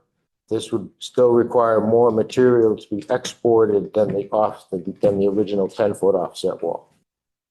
So our cuts are going to be a little bit bigger than they were before. Our fill won't be quite as much, so we're going to have a little bit more export than the 400 cubic yards under the initial proposal. This is also feasible in terms of the construction. And again, in our opinion, we don't think this is a prudent alternative due to the additional costs and the reduction in the storage area that we end up with. What's the additional cost? How much additional cost? 30-foot offset? Okay, you're talking about this, the alternative, the 30-foot offset. What is the additional cost? You're saying that it's not prudent because of additional cost. We did not compute an actual dollar amount to that, but with the lengths and square footage of the retaining walls required, this requires more retaining wall than the original one did. It's only got 180 feet, linear feet of 20-foot high versus 200 on the alternative C. Then we have another 140 feet of 6-foot high wall. So again, this 30-foot offset and the 20% reduction in storage space, again, in our opinion, and again, this, rather than having a circuitous truck path, we're just bringing this into a 100-foot diameter turnaround and then back out. So this is a substantially smaller storage area for equal or greater cost.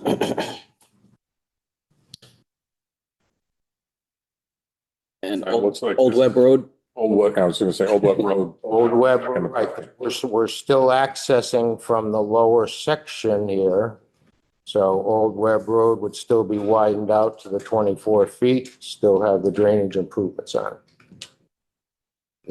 The location of this driveway here did not change. So I'm on the wrong page. 30.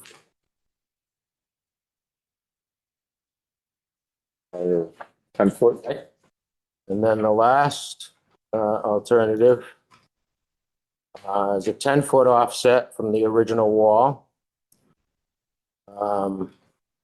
Basically puts that wall 20 feet off the top of the slope here to the north and puts it 35 feet from the edge, 35 feet from the edge of the watercourse and 20 feet from the top of the slope.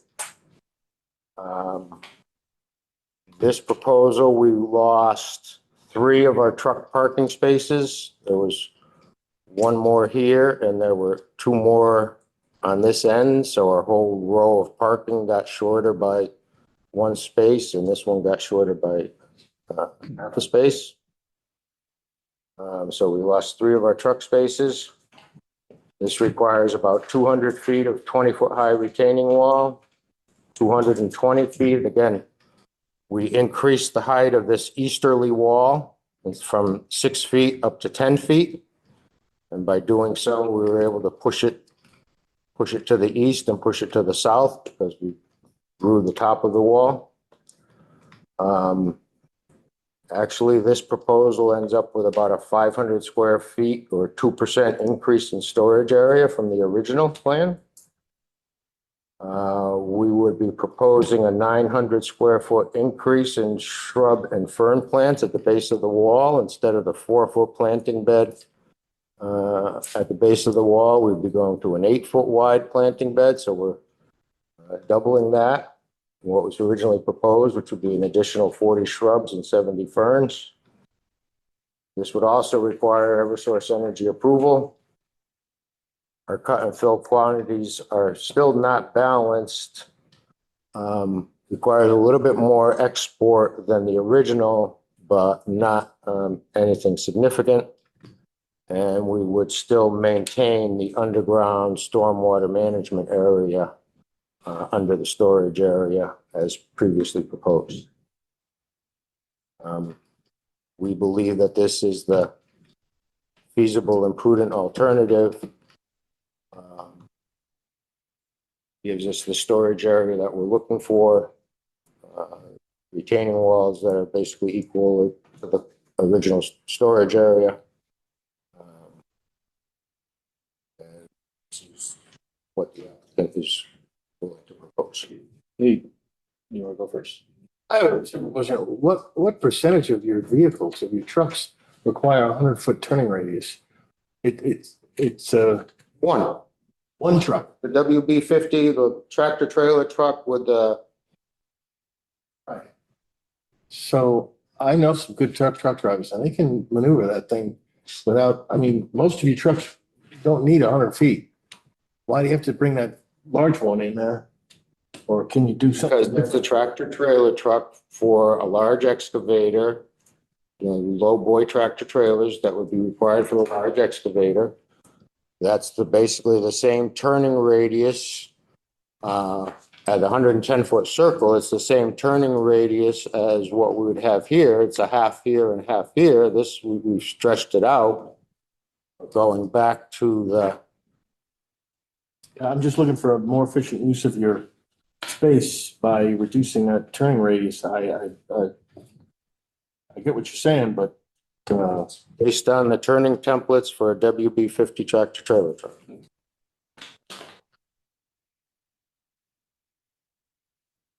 Hey, Don, I just have one question. When we did the site walk, there was the closest point to that water was just, was it several feet? Was it 10 feet?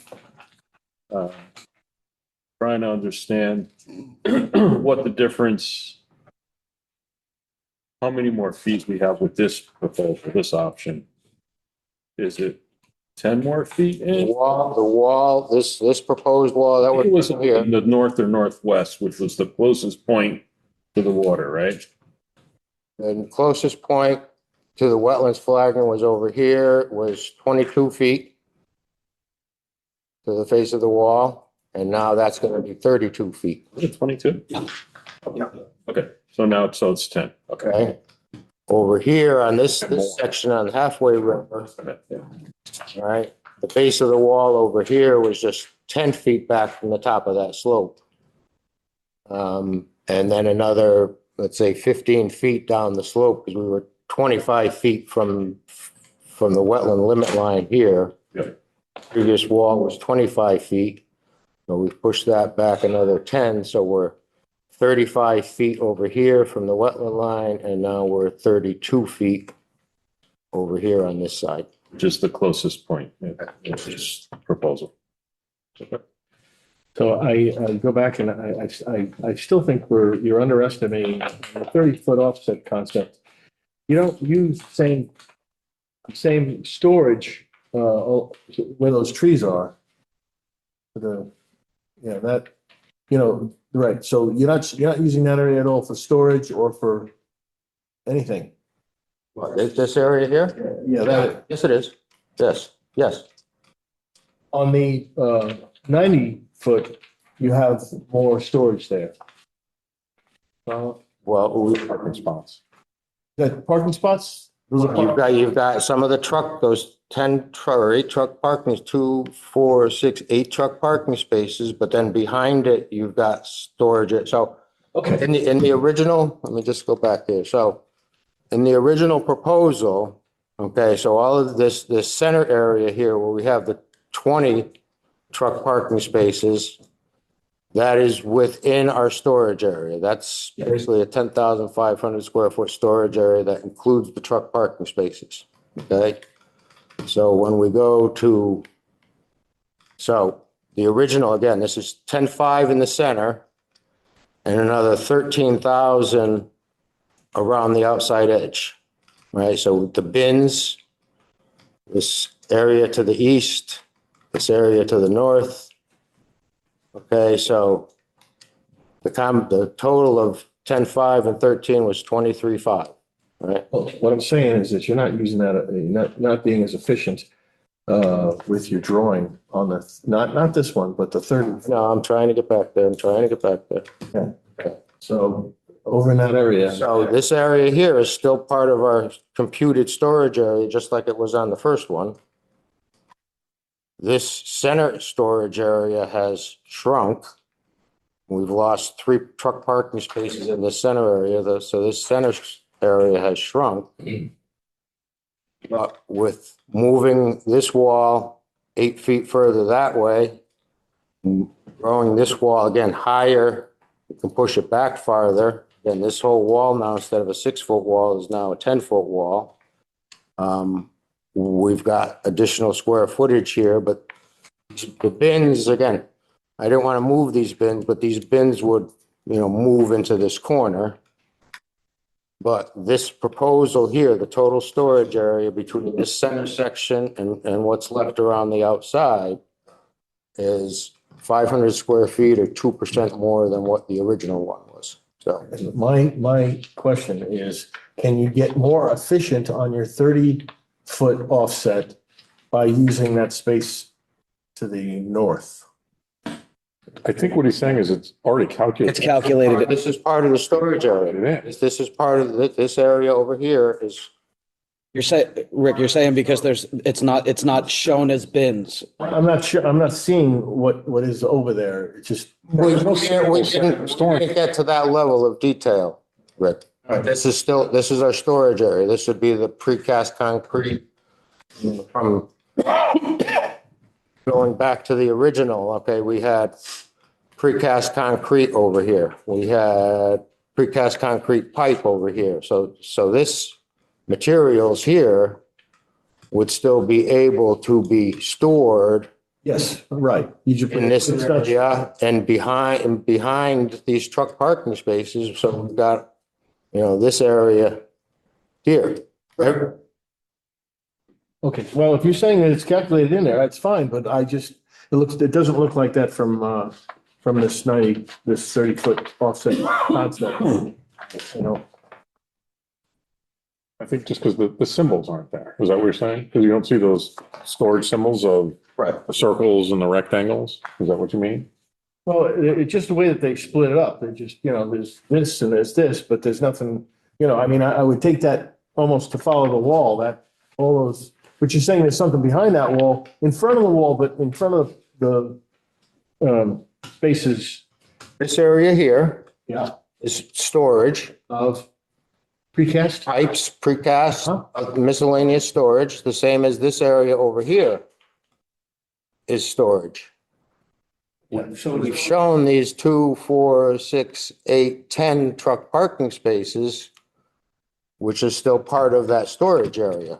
Again, trying to compare apples to apples from the original, right? So this center storage area from the original, we had 20 truck parking spaces and a total of 10,500 square feet. So my problem comes because I see alternate A says a 5.5% reduction in storage area from original. Then the 30-foot says 20% reduction. And then back to a 2% increase in storage area for alternate C. So to me, it seems a little backwards that there's a 5% reduction in storage with a 90-foot offset. And then it's a 20% reduction with a 30-foot offset. That doesn't make sense. They're calculating the parking spaces. Because the truck parking Parking spaces. spaces are It doesn't necessarily into the store. I get that. Okay, well, it doesn't seem logical to me. Seems like you could get more in alternate B than is seen here. So, again, I don't have this graphic on my screen, but here's the 3, what we've computed. Storage area, so that's what, 24, 1, that was the 10-foot offset. The 30-foot offset, there's your storage all the way around the outside at 19,000. And then for the 90-foot offset, you got 22,000.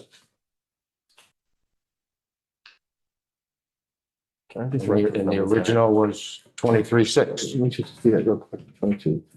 So Those are the percentages. Those are the numbers that are on that Yeah. sheet. Where's the 24? 24 for the 10-foot.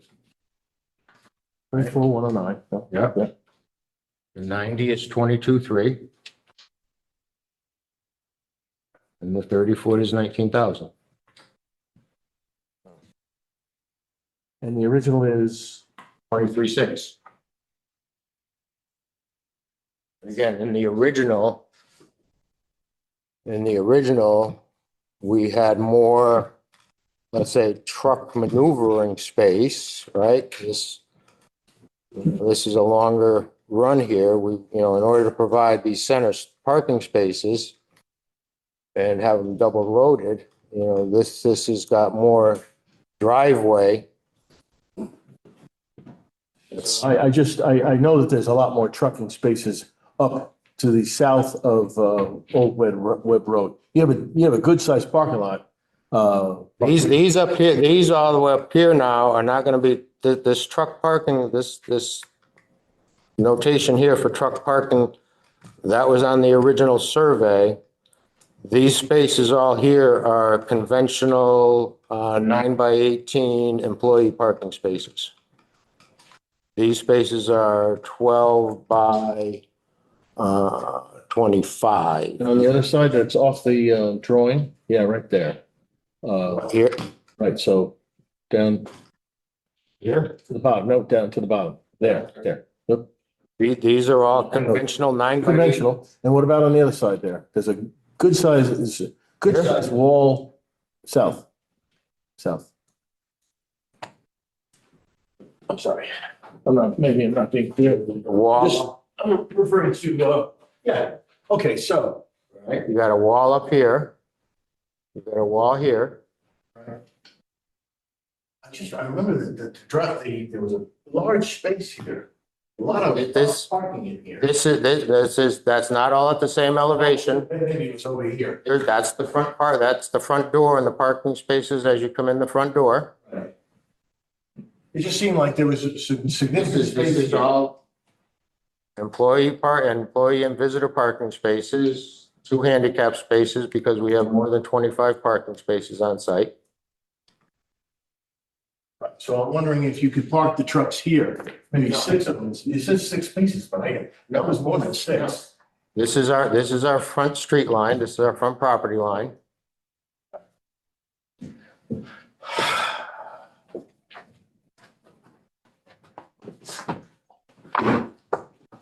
The front property line, planning and zoning won't allow us to park outside of our property. No, I get the setback. This is our property line here. I just remember that parking lot being pretty large. Right, that's employee parking.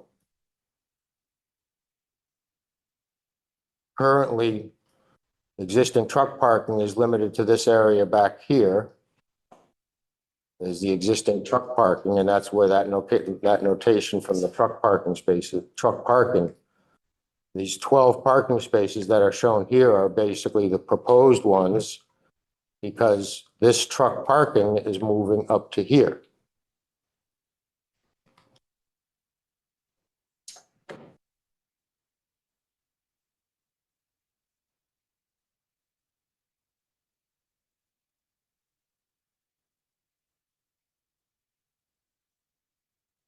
All right, do you guys have any other questions about the 10-foot offset concept?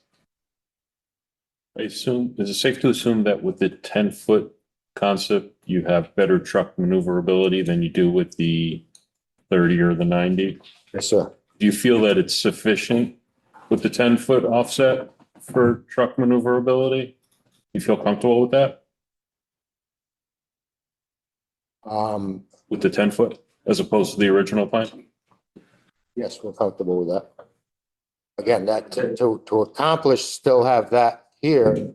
Again, we lost 3 of these truck parking spaces to do that, but we're we're willing to compromise But it still functions. based on those storage numbers. This concept is less impacts, provides us more storage and less impacts than the original proposal. So going through this exercise, this has come out as the most feasible and prudent alternative. Probably safer than the 90-foot for maneuverability, et cetera. It makes it easier to be able to come in and drive around the site, picking things up in the back here with that first one, or let me say the second one here. Sure. If there's trucks parked, If you have less space to maneuver a large truck, it's going to be less safe. Yeah, but they're professionals. But Mr. Mondo will tell you himself, he can park on a matchbook. When you're a professional truck driver, 100 foot. But this is what they're proposing. So I believe that the 30-foot, look, I asked for 50-foot, or I was looking for 50-foot. I would take the 30-foot, but the 10-foot is just, it's not enough. And I think you underestimate. it's not 10 feet, it's 32 feet. Alternate C, I'm It's saying. 32. It's 32 from the wetlands. It's For the 10 10-foot additional feet Yeah. from the current plan. So keep on that in mind. So on the 30-foot offset, how far away from that wetlands is that? It'll be 40 feet from the Two. top of the slope. And you'd have another, maybe 50, CDL. 52 to 55. To answer your question, I have no further questions. So my only question, is, I know you said you feel that the 90-foot and the 30-foot would not be prudent based on cost, but you didn't really do a calculation. If you could provide even just a rough calculation, I don't need down to the pennies, but if you're able to say, we believe this will be X% more than that, it would help. Just because it's a little more, it doesn't necessarily mean it's not. Again, so the 90-foot alternate has 450 foot high, 450 linear feet of 20-foot high wall. The 10-foot offset only has 200. So that's, I understand. I'm not saying it's no cost. I'm just curious, you say it's more. I agree. It's going to be more. Can you give us a rough idea, some kind of a percentage? This will be about X% more than that. Yeah, That's you're a number that would be interesting to know. actually reducing the 20-foot high retaining wall with alternative B. And that should be significant. 20-foot high retaining wall, less. No, it's compared to the original. Yeah. Plan. So. Well, it's still, So, the difference between alternative B and C, there's 20 foot less of a 20-foot high wall. Hey, Don, real quick, sorry, before we get off tangent. When you're looking at these proposals, just double check the constructability of that rear wall. The one by the Eversource grounding wires, because you're going into the slope and that looks to be about a 8 to 10 foot wall now almost. So yeah, that's correct. just be mindful of the buried stuff with the Eversource stuff. That's all. Right. So the As long as you're grading, confident, you don't got to explain it to me. I just want to make sure you're confident is all. That's all. right. So this grading above the wall didn't change. This was still the 2-to-1 grade. So this is 172, proposed 172 contour, an existing 174. Yeah. This one doesn't have to.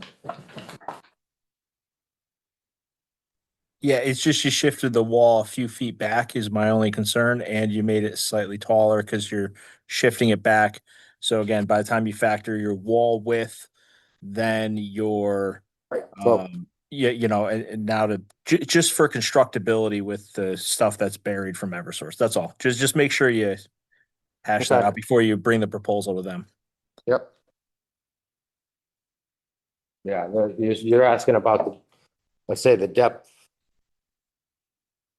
This being a gravity wall, making sure that the depth of that wall isn't going back past here. So, no, again. No, it's just to This is- construct this is an it eight- because you got to we- dig it, we drainage moved- behind it. Right. We've moved the wall 8 feet. So this was, the face of the wall from here to here was 8 feet. That wall at 10 feet high is not going to be more than 8 feet deep or 10 feet deep. So we're still within our limits of regrading that we had here before, which are still below the Eversource grounding wires. But I understand what you're saying. Did you want to comment on percentage wise in terms of costs? Do you want to get some sort of range at least? So, as Bruce just said, with 450 feet of a 20-foot wall versus 200 feet of a 20-foot wall, you're looking at double the cost for that 90-foot offset from the original. It's all fill being brought in with no on-site excavation.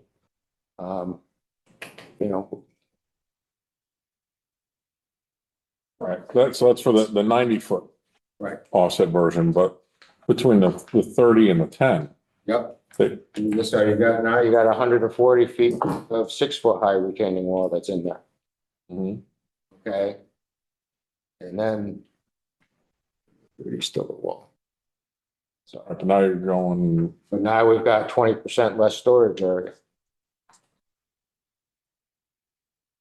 right, but from a prudent cost perspective, is it really any different between B and C? Yes, you're Yes. losing percentage of storage, but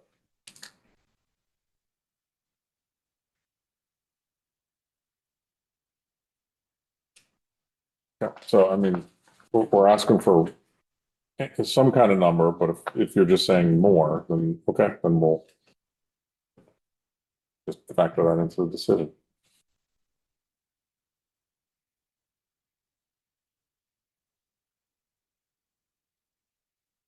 But yeah, I mean,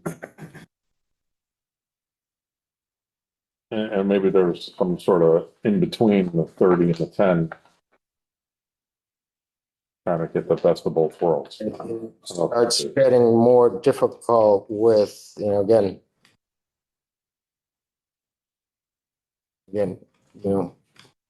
we're losing significantly more storage area. And that's the whole purpose of this, is so that we can, take, 80% improvement is better than no improvement. I mean,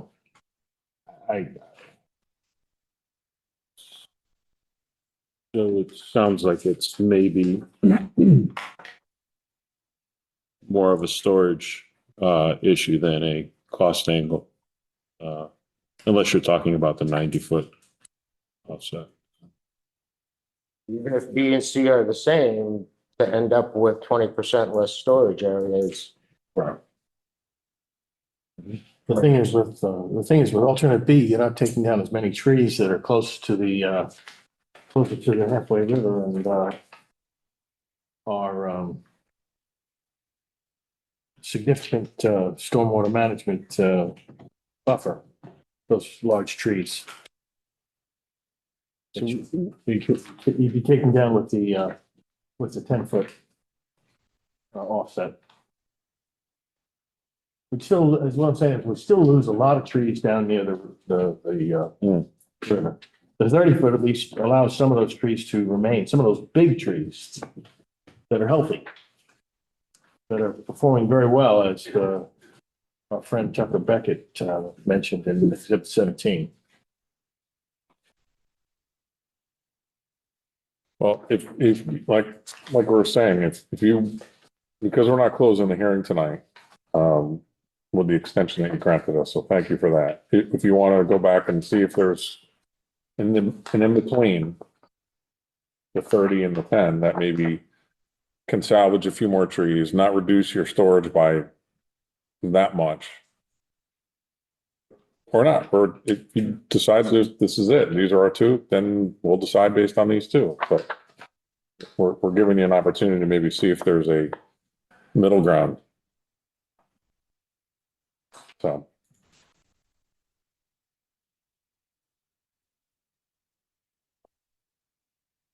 Any other? What we're saying is we do appreciate you coming back with some alternatives. We're just wondering if there's something that's, something that you can do that's in between the 10-foot and the 30-foot that, could be more efficient in the way that you park and store materials. Well, I think your goal, regardless of that, is you're trying to save some of those trees if you can. Right, the trees down near the river. And we acknowledge that, you're trying to do what's best for your business. And maybe there are some creative ways, but the goal for us is to try and minimize that impact. And Exactly. so if there's somewhere in between that can maybe minimize some of that impact, yet still get you closer to your storage goals. I We would appreciate appreciate it. we appreciate the 10-foot offset, but I don't think it's enough is what I'm saying. So, I think, yeah, I mean, I think 10, 30 and something in between. If you could still come off of Old Webb Road, but not, I don't know. well, is that something you think you can work with? Discuss it with. Or at least willing to go take a look at? That's fair. Okay. But does that resonate? I think what we're saying is come back with the 10 and the 30, but also with something in between those two. We acknowledge that the 90 is just not Right. practical. That just doesn't make any sense. So no need to even continue with that. We agree. Thank you. So, but if you, like I said, if you can come up with something in between, it still hopefully meets most of your needs, I think it'll make everybody here feel better. Is the 10-foot offset, is that giving you the minimum amount you need to turn around a tractor trailer? Because I see that the 30-foot, you cannot turn around a tractor trailer. Well, that's what That's what the circle, you can do it in the circle. That circle, Right. that circle's 100-foot radius. Right. That's why he has that circle there. Again, the 10-foot offset gives us the most flexibility. Okay, so all of these center truck spaces are taken up. We can still circumnavigate the site. We can stop and pick up stored materials and drop off stored materials. Okay. And this concept, okay, we can still come in and drive in and around, but if all of these spaces are filled with equipment or trucks, now we have a difficulty accessing some of our storage area.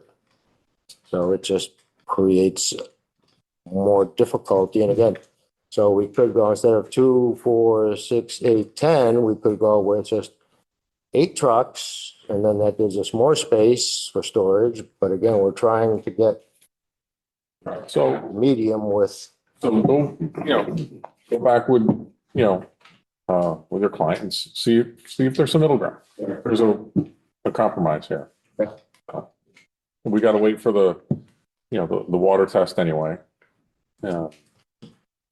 Aside from those, I guess we're okay with the water calculations as far as the flow rates and all that. James, do you have anything other than what we've discussed to add to the conversation? Not to add, no. But pretty much he satisfied me from an engineering standpoint and water flow. I concur with what he's saying for the turning movements, because as it's not necessarily something that I would require now, it's something that I would require of him in planning and zoning anyway. So, Right. Okay. The only other, one last thing was I remember one of the other residents in one of the houses there mentioned maybe if you do work on the road to extend it a little bit further, Yeah, the Wileys are here. So I just want to make sure you were still aware of. We Addressed it. haven't gotten to addressing that yet. Okay. But the comment, and we'll. They just asked they extend whatever road work they do, go a little bit further down over the culvert, just to fix the road a little bit. That was just one of the requests. I'm not saying they have to do it. I just want to make sure they heard that Took it into account. and took that under consideration as well. We'll discuss that. That's fine.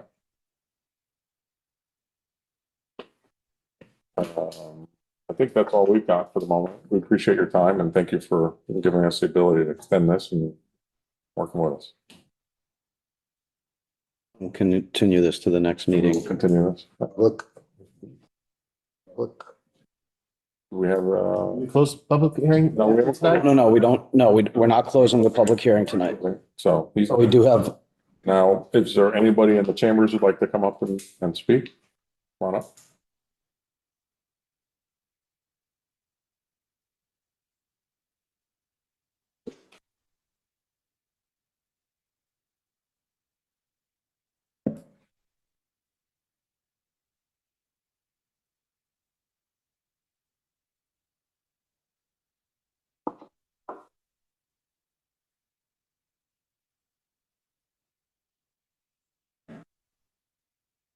Good evening. My name is William Wiley. I reside at 1609 Monroe Turnpike. Kind of interesting seeing the proposals that had come up just now. 90-foot one. I'm just thinking, in the 90 and even a 30-foot one, I'm concerned about the way the walls, the height of the walls will look from adjacent residential properties, both in Monroe and in Newtown. Seems like the wall is, the 90-foot one, it seems to be off the books. No, nobody's really interested in that. The 30-foot one, that still looks a little bit high. 10-foot offset would be most, acceptable as far as wall heights, just visible from adjacent residential properties. So if you are, the commission and the applicant is looking to do something between the 30 and the 10, we're just trying to see less walls from adjacent residential properties. Thank you. Thank you. Thank you. Anybody else in chambers? Anybody online? Hold on 1 second. nobody's raising their hand online. Nobody raising their hand? Okay. All right, and we will consider this continued until our next meeting. On June 10th. June 10th, yes. What's the exhibit number for the three alternatives? The new one? Yeah. Okay, that's going to be exhibit number 22 when it gets entered. So we were submitted tonight exhibits number 21 and 22. Yep. So I would just ask the Wileys, Mr. and Mrs. Wiley, if you take a look at exhibit 22 to clearly understand the difference between the three of them. We value your opinion and compare the different size of walls and themselves, please, we'd like you to come back. No, no, did you close this already? Not comments. Not closed. We closed for tonight. Continued. Continue. The next one, yes.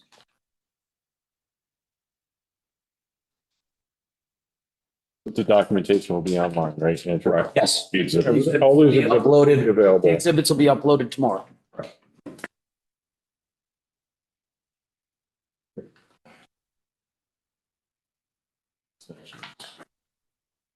Sure. Yeah. Before we get the time extensions, we have deliberations. So since we closed 70 Huntington Road, we can actually deliberate that this evening. Thank you. Thank you. Yeah. Yes. So if you guys want to grab, A break? I'm sorry?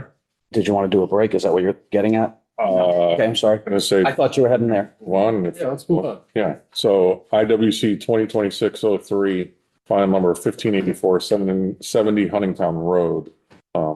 We can now open up the deliberations on that, if you guys are okay with that, because I think it's pretty straightforward and I have no questions. I don't have any real questions or comments. I'm fine with the presentation as it is.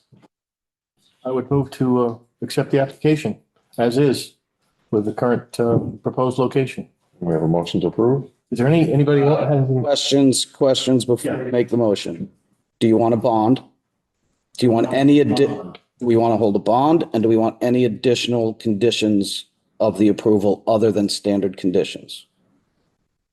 Bond is not a bad idea, but I don't know that it's What do necessary. you think? I mean, What do you think? Why? Oh, I certainly don't. DeMayo may maybe have a, because yeah, I don't see a reason. I don't see a reason for a bond, and I don't think there's any special conditions. I don't have anything. No. For sure. Okay. So Standard conditions. standard conditions. Thank you. So we have a motion to Motion, approve. As is, Yep. current location, current size shed, current undercarriage, whatever. Yep. Landscaping. Motion to approve. All right. Do we have a second? second. Do we have a second? All in favor? Aye. So that's unanimous. So that is good. Okay. Okay. Now we're moving on to time extensions. You have IWR 2025-02-1504. Did we forget about, the time extensions? Pepperidge, that's what we're on. Yeah, you, 2025-02. Yeah. Yeah. Pepperidge Road. Violate, Cookies. Yeah. was it violation? Okay. Dinner, huh? Okay, so, It was just 30 Pepperidge, so. Yeah. This was a remediation plan that was approved on June 25th, 2025. The expiration date for this proposal, to catch everybody up, this is the violation that was on an abutting property about 40 feet in. There was a pergola that needed to be moved. Didn't realize he was on this neighbor's property. Okay, so if we're all caught up on that, I got a letter requesting an extension until September. I went out there, I took a look at it. The project is 80 to 90% completed. They've moved everything out. They still have to move the shed out of that area, but they have the base of where the shed's supposed to go already prepped, but it's going to take a heavy piece of equipment to do that. He runs a business. He no longer runs a business out of the house, or I guess he never really did run a business out of the house, but he runs a business and this is his busy season. He's asking for an extension to September. The only thing I want the commission to know is that what we allowed him was May 1st, he was supposed to be completed. So it did not get completed, and he was supposed to write a written proposal to extend that before that expired. So he missed that deadline to request an extension. He is requesting an extension now. Is there a reason why he missed it? He didn't know that he didn't know that it was coming up so quick. Is the pergola still there? What's that? Is the pergola still there? On. So he's done significant work. That's what. I said it is, he's got trees planted. He's got a lot of the shrubs already there. He's exported a lot of the material, the driveway material. He still has some more work to do. 70% done? 80 to 90% done. 80% done. Okay. Stay on the low side, 80%. Like, Let's say it's 80% completed. It was a very big project that he took on, and he's 80% there. He's asking for 3 more months to complete it. deadline. 3 more months. Yeah, like we want him to finish it. Yeah, so let's give him a chance to finish it. Do we need a motion for that? So yes, we need a motion, and you'll allow me to issue him an extension for September 1st. Yeah, I can make a motion. September 1st, extension is allowable under the current conditions. Just an extension of time. Something else? That's it. Motion to extend. Yeah. Do we have a second? Motion to approve the extension for IWR. Getting two. Second. And we have a second. There you go. I knew it was there. All in favor? Thank you, sir. That's unanimous. Okay. All right, now you've got 3 agent approvals. 3 agent approvals.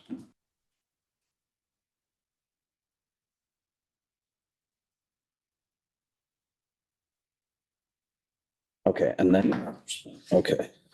Three agent approvals that I issued this, since the last meeting. IAA 26-15, file number 1586 is 20 Founders Way. It's the installation of a 16-foot by 34-foot above-ground pool with a deck around the pool, all within the upland review area. The project site where they're building the pool is 20 feet across lawn, then 40 foot through upland forest before it hits potential wetlands. Conditions of the approval were to install silt fence with pre and post installation inspections. All excavated materials to be removed from the upland review area. No backwashing of the pool into wetlands, and wetland markers to be installed. Stormwater management was taken into account with underneath the pool, with the substrate underneath the pool for the base. Any questions, comments? No, sir. No questions. Second agent approval I issued was IAA 26-14, file number 1587, 21 Legacy Lane. 21 Legacy Lane was new deck steps with 5 new footings and a 13 by 40 foot patio set in concrete within the upland review area. The project site is approximately 80 feet from flagged wetlands, 60 feet along, then 20 feet of upland forest. And conditions of the approval were to install silt fence, pre and post construction inspections, all excavated materials to be removed from the upland review area. All of that work will be performed by hand, as per the installer. It wasn't directed by me. So the deck, there's a deck up top, stairs connecting the deck to a patio down below. And the patio size is 13 by. It's big, yeah. It's 13 by 40. We looked at storm management for that, and the engineer did not have any requirements as far as stormwater management, sheet flow going across 80 feet of 60 feet of lawn before it hits 20 feet of upland review area. I mean upland forest area.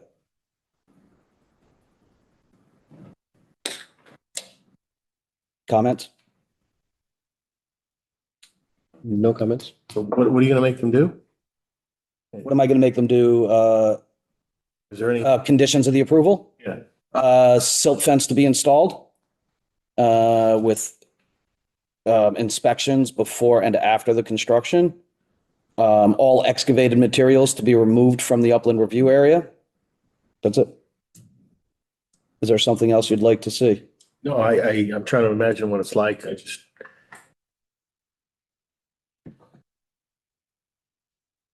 No, if that's what you think is viable and acceptable, then I'm gonna go with it. Yeah, it was 80 feet away from wetland. I saw that a couple Wetlands. I didn't really have an issue with it, and it was taking up lawn, so I didn't have any issue with it. Right, I see that. Yep.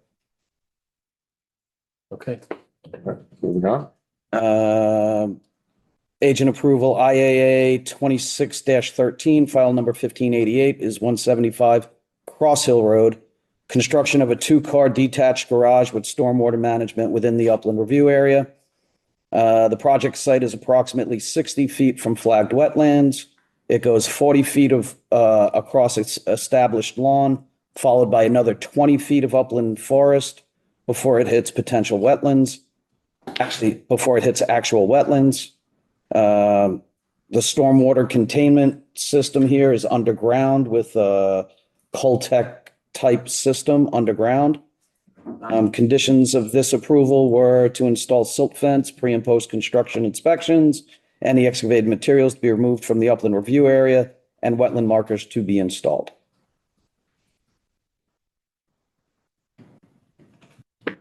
Questions, concerns? Sir? No, we're not gonna make a move the garage. I don't know.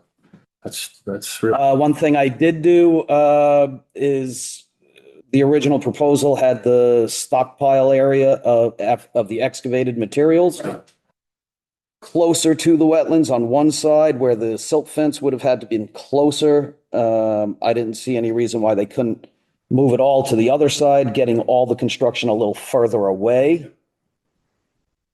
So that's what I asked them to do. Yeah. It's your eyes. Yeah, no questions. Okay. Going down to enforcement. And going down to enforcement, we have IWV 2026-06, file number 1589 is 296 Fan Hill Road. Unpermitted installation of patio and walkway within the upland review area. Yeah. This was in your packets. So I'm sorry, remind me of your name. Yonis Herrera. Yeah, and Giannis, would you sign in, please? Is here to answer to that. So this violation was in your packets. If you took a look at that, I issued a violation.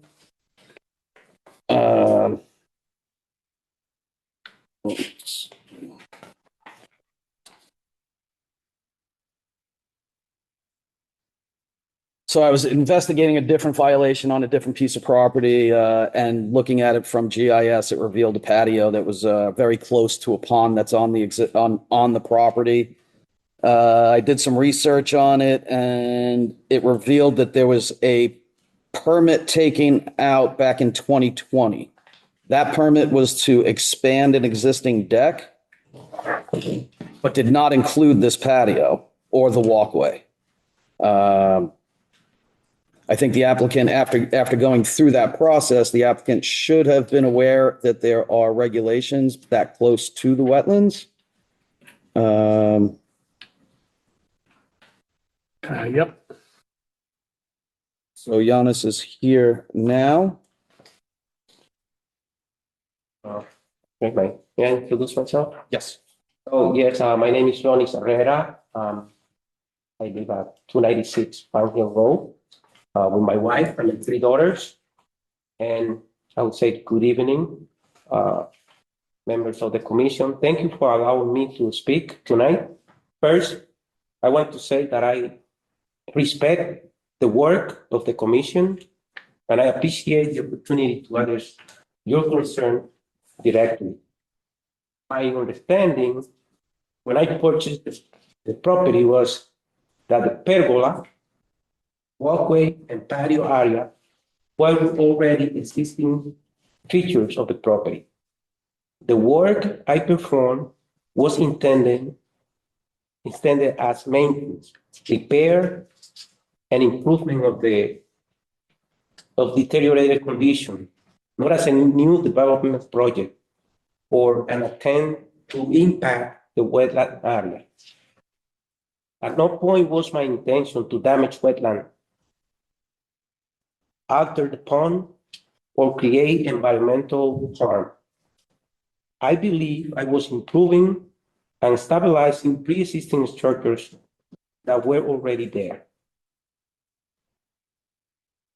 I understand the commission has concerns regarding regulated areas, and I'm here in good faith to cooperate, answer questions honestly, and understand what steps may be necessary moving forward.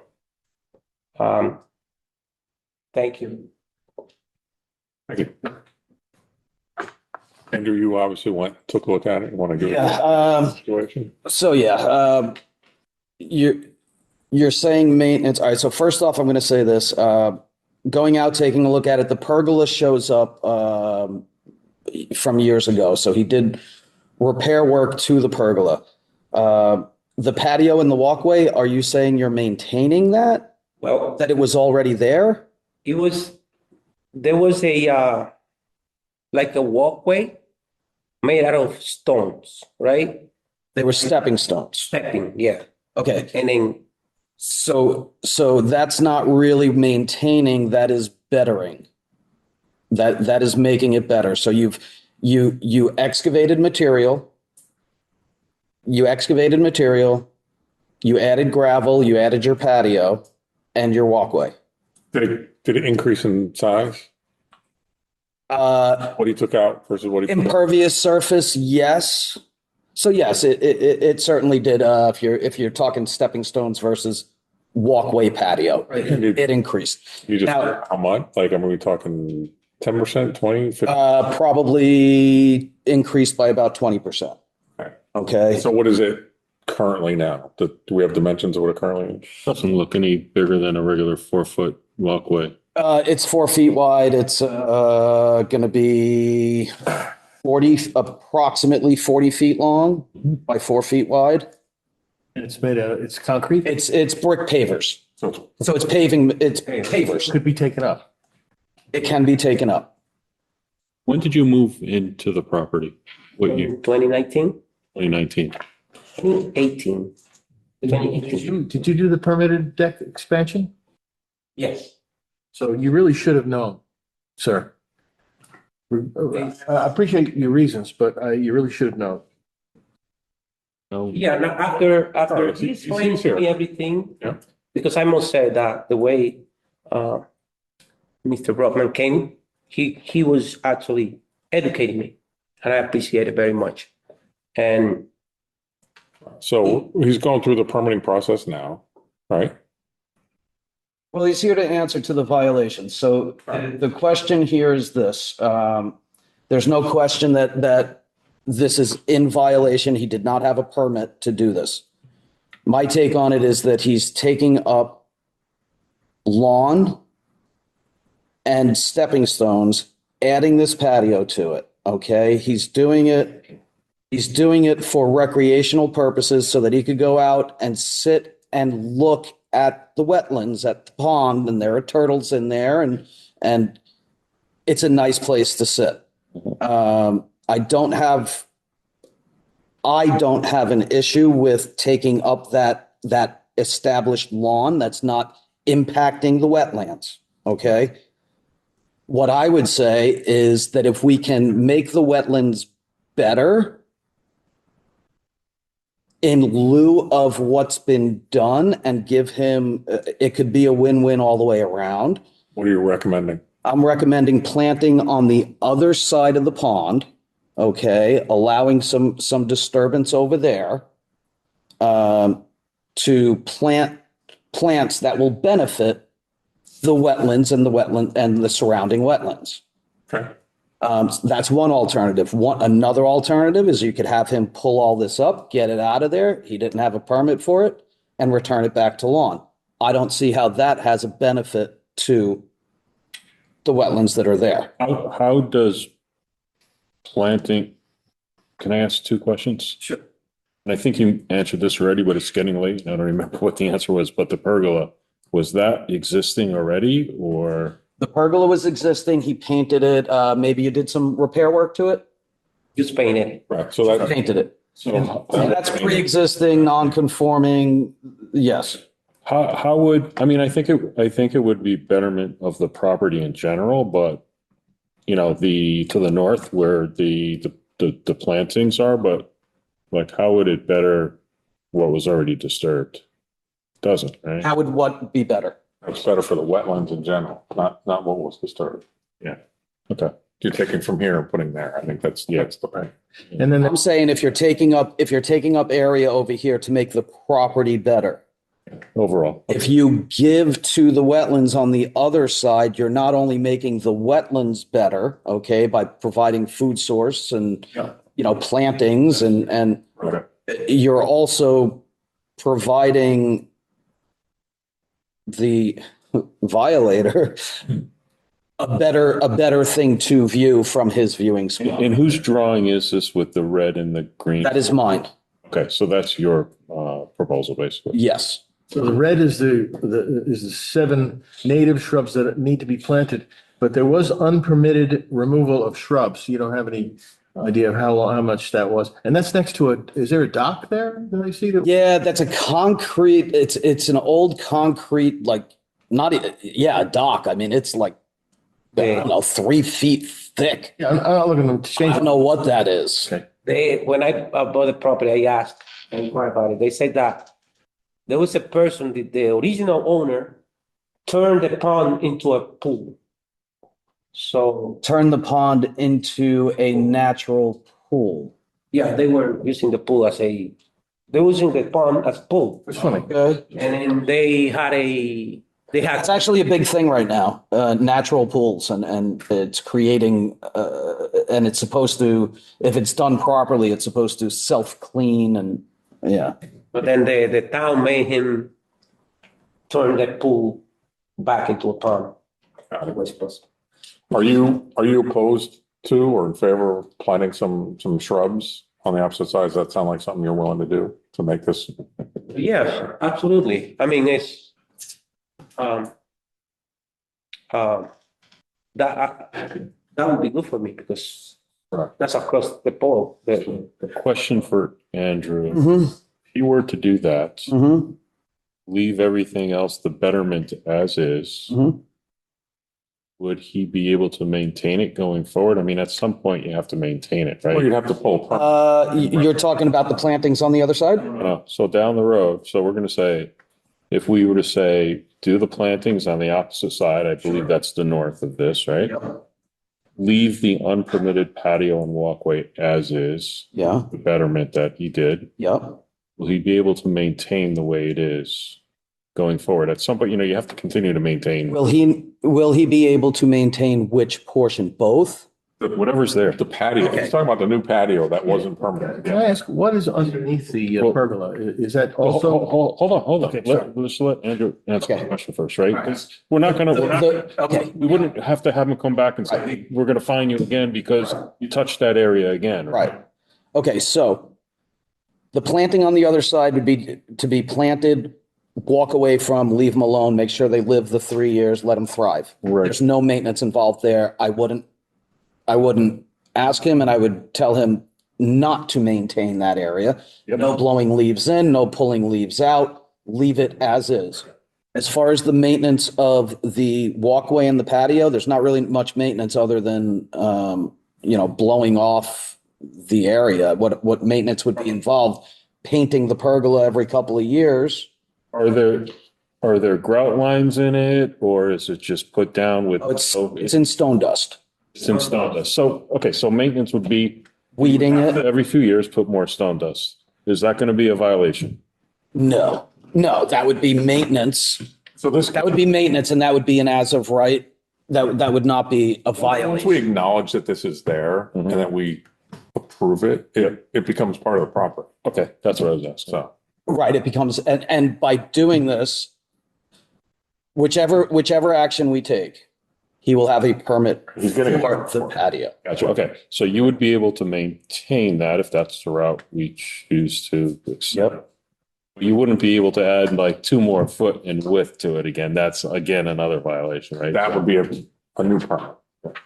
I learned it the hard way. I think you understand now by this and by walking the property that anything you do within that red line, which is the upland review area, everything you do that has to do with disturbing the ground requires a permit.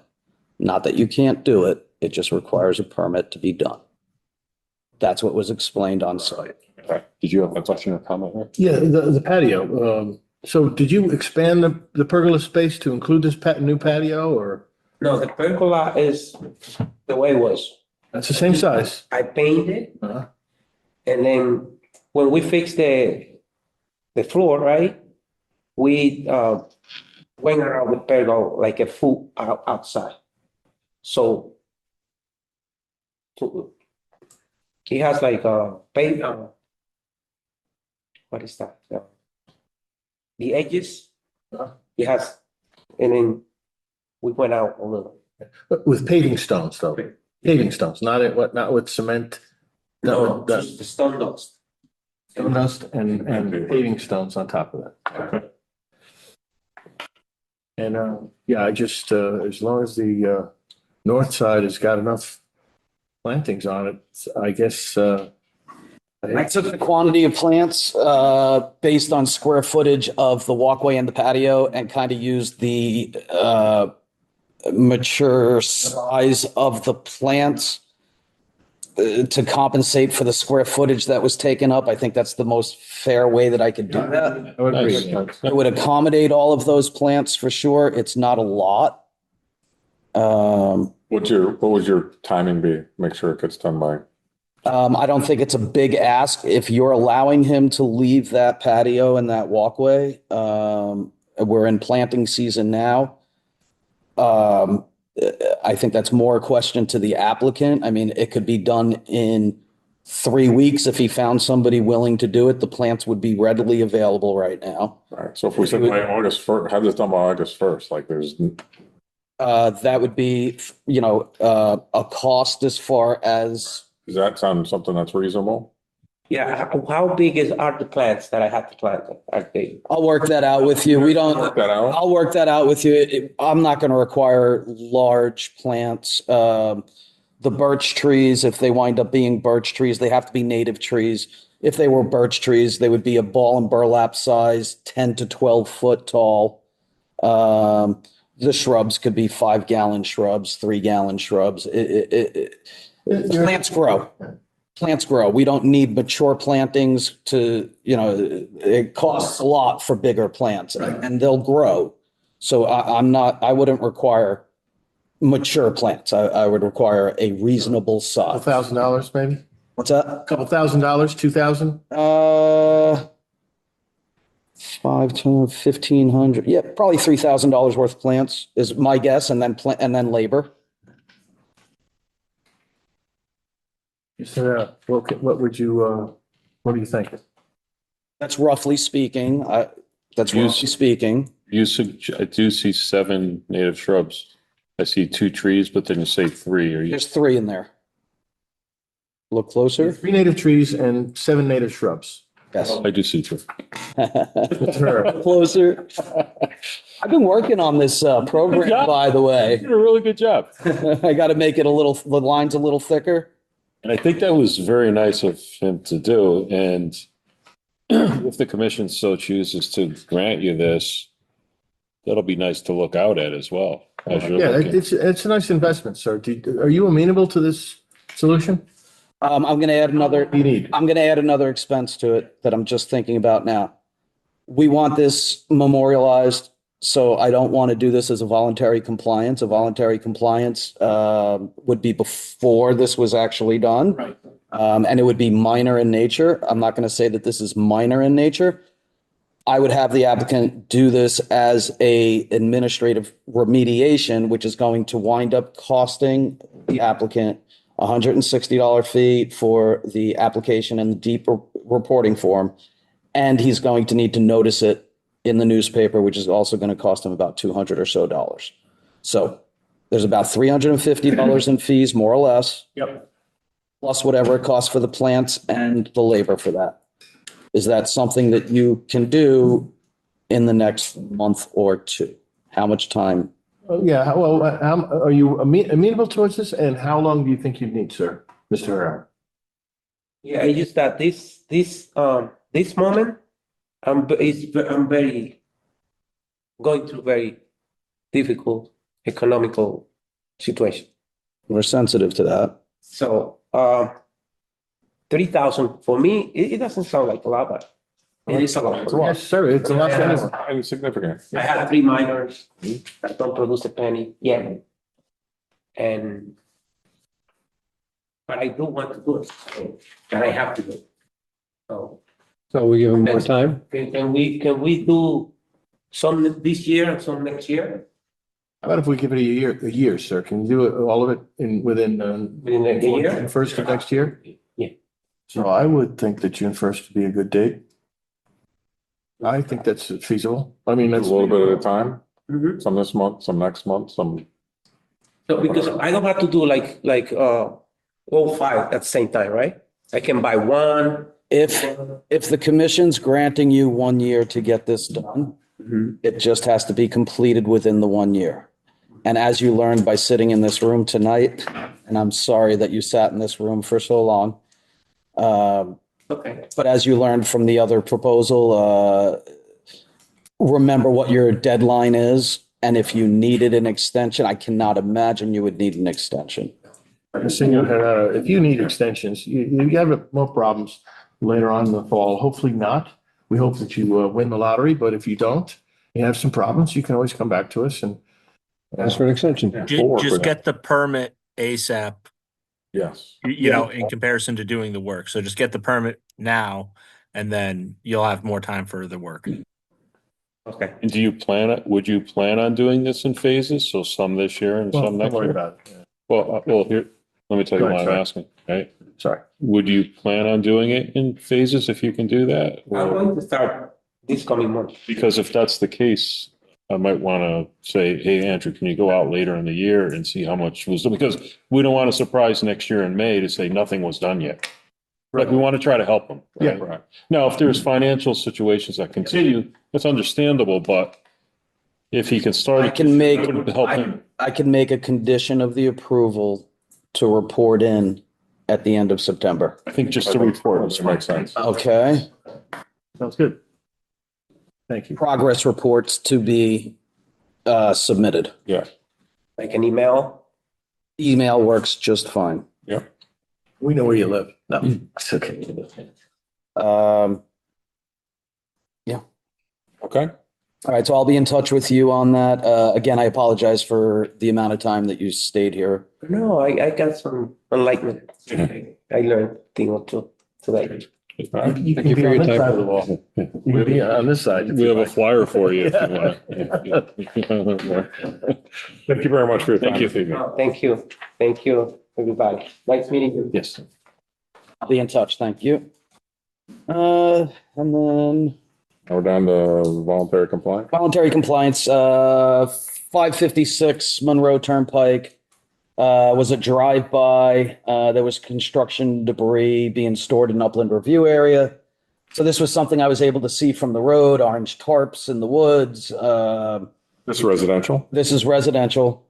Where's 556? It's right, sort of opposite Big Y, a little bit to the north. No, a little bit to the south.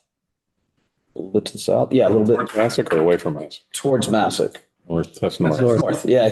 Okay. Just a little bit north of that. So, Before the liquor store? before the liquor store. Gotcha. All right. Oh, that's the It's Mason. it's a Mason. He does operate out of the house. He has a permit for that. I looked into that. So he just had construction debris, and it was all very neatly piled up in pallets, but the pallets were sitting in upland review area. I issued him a voluntary compliance to remove the pallets, restore it was very minor in nature, to restore the seed with proper seed. And I gave him until November 1st to complete his removal and his seeding. You seemed okay with it, like, Yeah. Oh yeah. No. He was very happy. Part of it was I also checked why it was all turned into lawn, because it looks like it's in it's close to wetlands, and he had a permit for a septic repair. right. So he was permitted to have all of that lawn back there, and he just didn't realize that he wasn't allowed to store pallets of bricks and leftover bricks from jobs. So he said, please give me until November so I could slowly get them all out of here. Okay. All right. And then I guess last would be our minutes for 513. Yeah, under general discussion, I would like to get all of your feelings on two things that are coming up, and I'm not quite sure how you feel about them. They're both very similar in nature. Walking paths through wetlands for recreational purposes. Are you talking about the one down at the lake? No, you mean Wolf Park Lake? Yeah. No, that's the rail trail. Right. That's the rail trail that was approved but prior to us. And I've been watching out on that one. I've been looking. That is going through well. It is Big time. It is right on top of wetlands, and it was approved, and I've been watching to see what they're doing down there. I've been there at least a dozen times in the last year.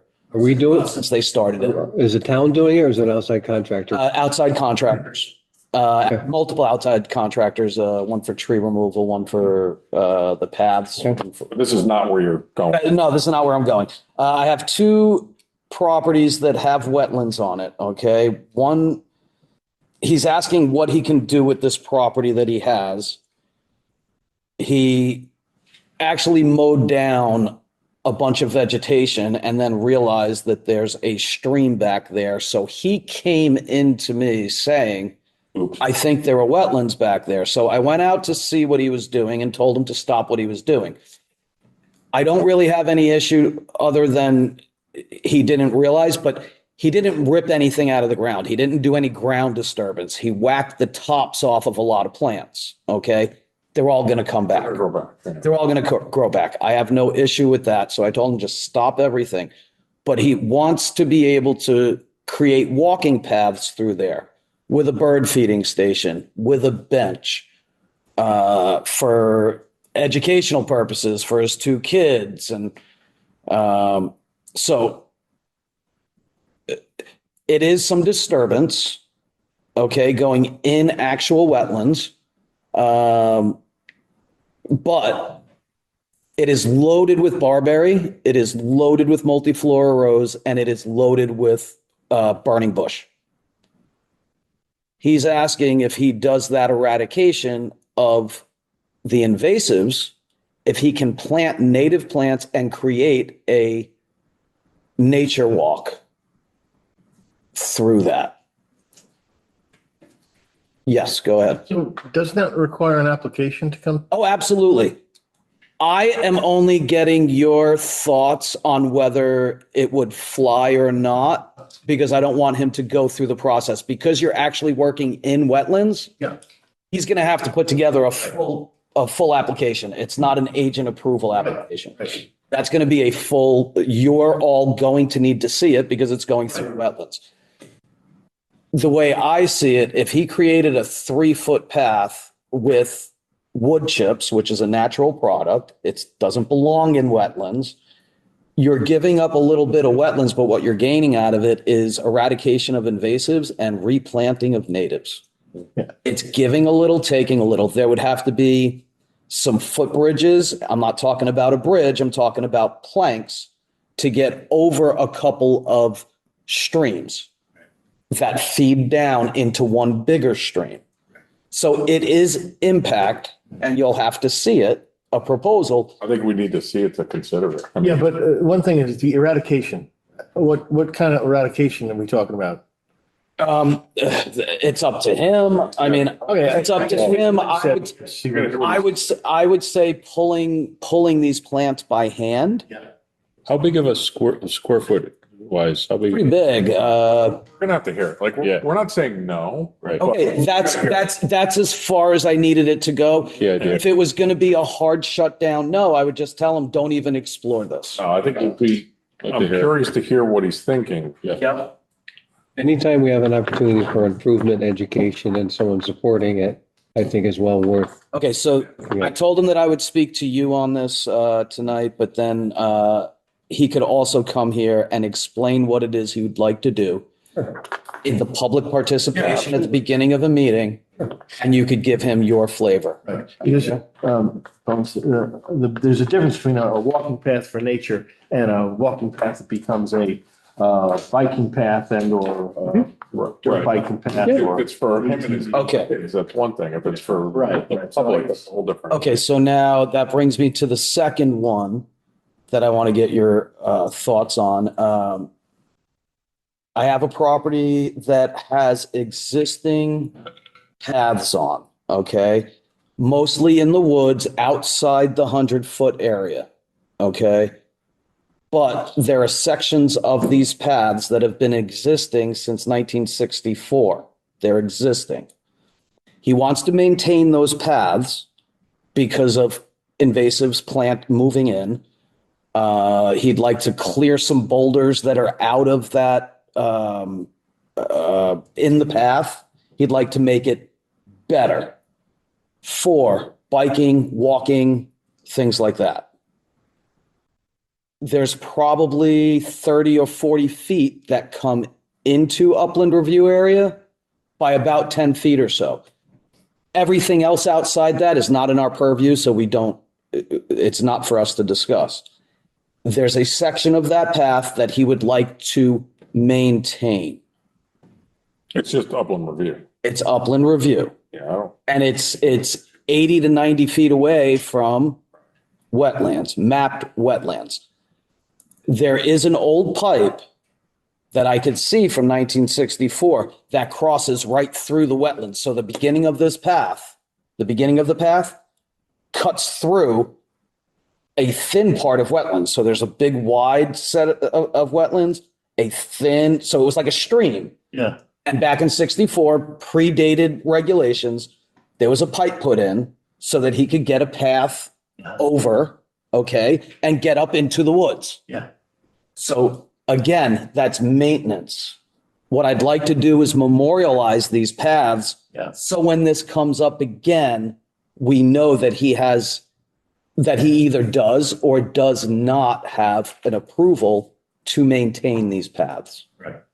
So it's either an agent approval or an as of right. I was originally going to put it together as an as of right and present it to you. But then I figured, it's maintenance, but I think I'd like to memorialize it with either an agent approval, or if you advise me against it, then I'll just tell him that he cannot maintain these paths. no, I think you should be able to maintain.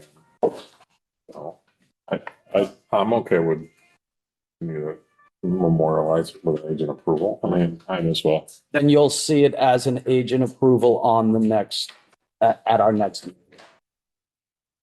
around forever, might as well. It's been around since 64, so I have no problem with it. Speak. Is this, This is why I'm bringing it up to you. but there's a difference between, again, there's a difference between bicycles and motorized bicycles.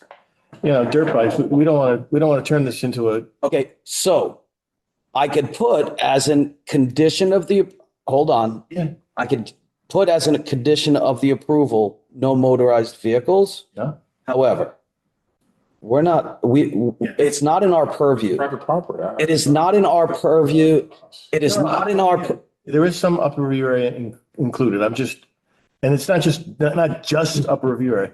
Upper review area 10 feet away is one thing, 90 feet away is, so I don't know what we're talking about here, but I just know that my neighbors who are on their own property have broken down some of the rock walls, and you can tell because they go through with their dirt bikes and they're making a mess. They're ruined, and Their property. I get it. Well, you can't do the rock wall, but well, okay. So everything outside, we're talking about, 30, 40 feet stretch Right. that's in upland review area. Okay. Everything else is, we got. Now, I could tell them, no, we don't want you in upland review area at all with your motorized vehicles. And I think at this point, we would have to assume that they're bicycles. There's probably dirt bikes. If you wanted to keep them out, then they would have to move the path outside the upland review area, which would now require, which they're allowed to do Right. outside of our purview Right. of cutting down of trees. Right. I think we allow them to maintain this path. It's already there. It's already there. It's been there for a long, long time. Right. You're not gaining anything. I don't see how that goes against our mission statement of protecting wetlands. as long as it doesn't degrade further, that's what I'm getting at is, and I don't know what you can do to stipulate to no motorized vehicles. And we permit the path. We don't permit the use of that path. Right. So I can't say, yes, you can do this, but no, you can't do that. We either tell them they can put a path in, or we tell them they can't put a path in. There's a difference between a dirt road for a four-wheel vehicle versus a walking path or a bicycle path. It's a matter of scale. At some point, you have to say the path must. The paths that are existing, they were put there. Apparently there was a car dealership way back when, and the guy's been cleaning up in the woods back there, and he's found parts of cars and whatnot. So it's the width of a car. Yeah. Is the paths. So can we say less than, to maintain the path at less than 6 feet in width? If you think that's in your purview, No, only in the upper review area. I'm just saying, I don't want to, in the upper review area, we just don't. We were talking 30 feet. Yeah.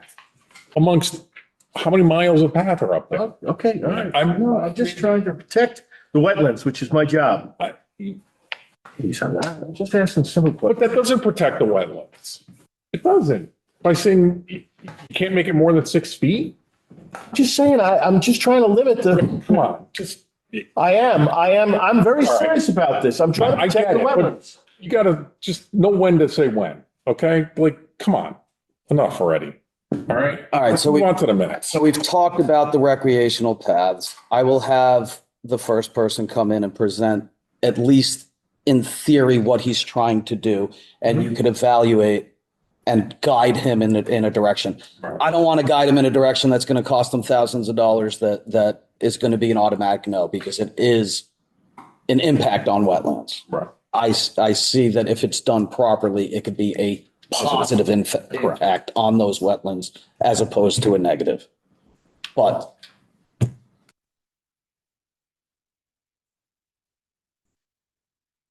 okay, and minutes. I read through the minutes, I was fine with it. Yeah, and I think there were some modifications, so I think they look good. Unless anybody else, are we okay to move on to? Yeah, oh yeah. Unless anybody else has any other recommended modifications, I would make a motion to approve the regular meeting minutes from 5/13/2026. We have a motion to approve the minutes. Do we have a second? Second. Second, all in favor? Aye. All right.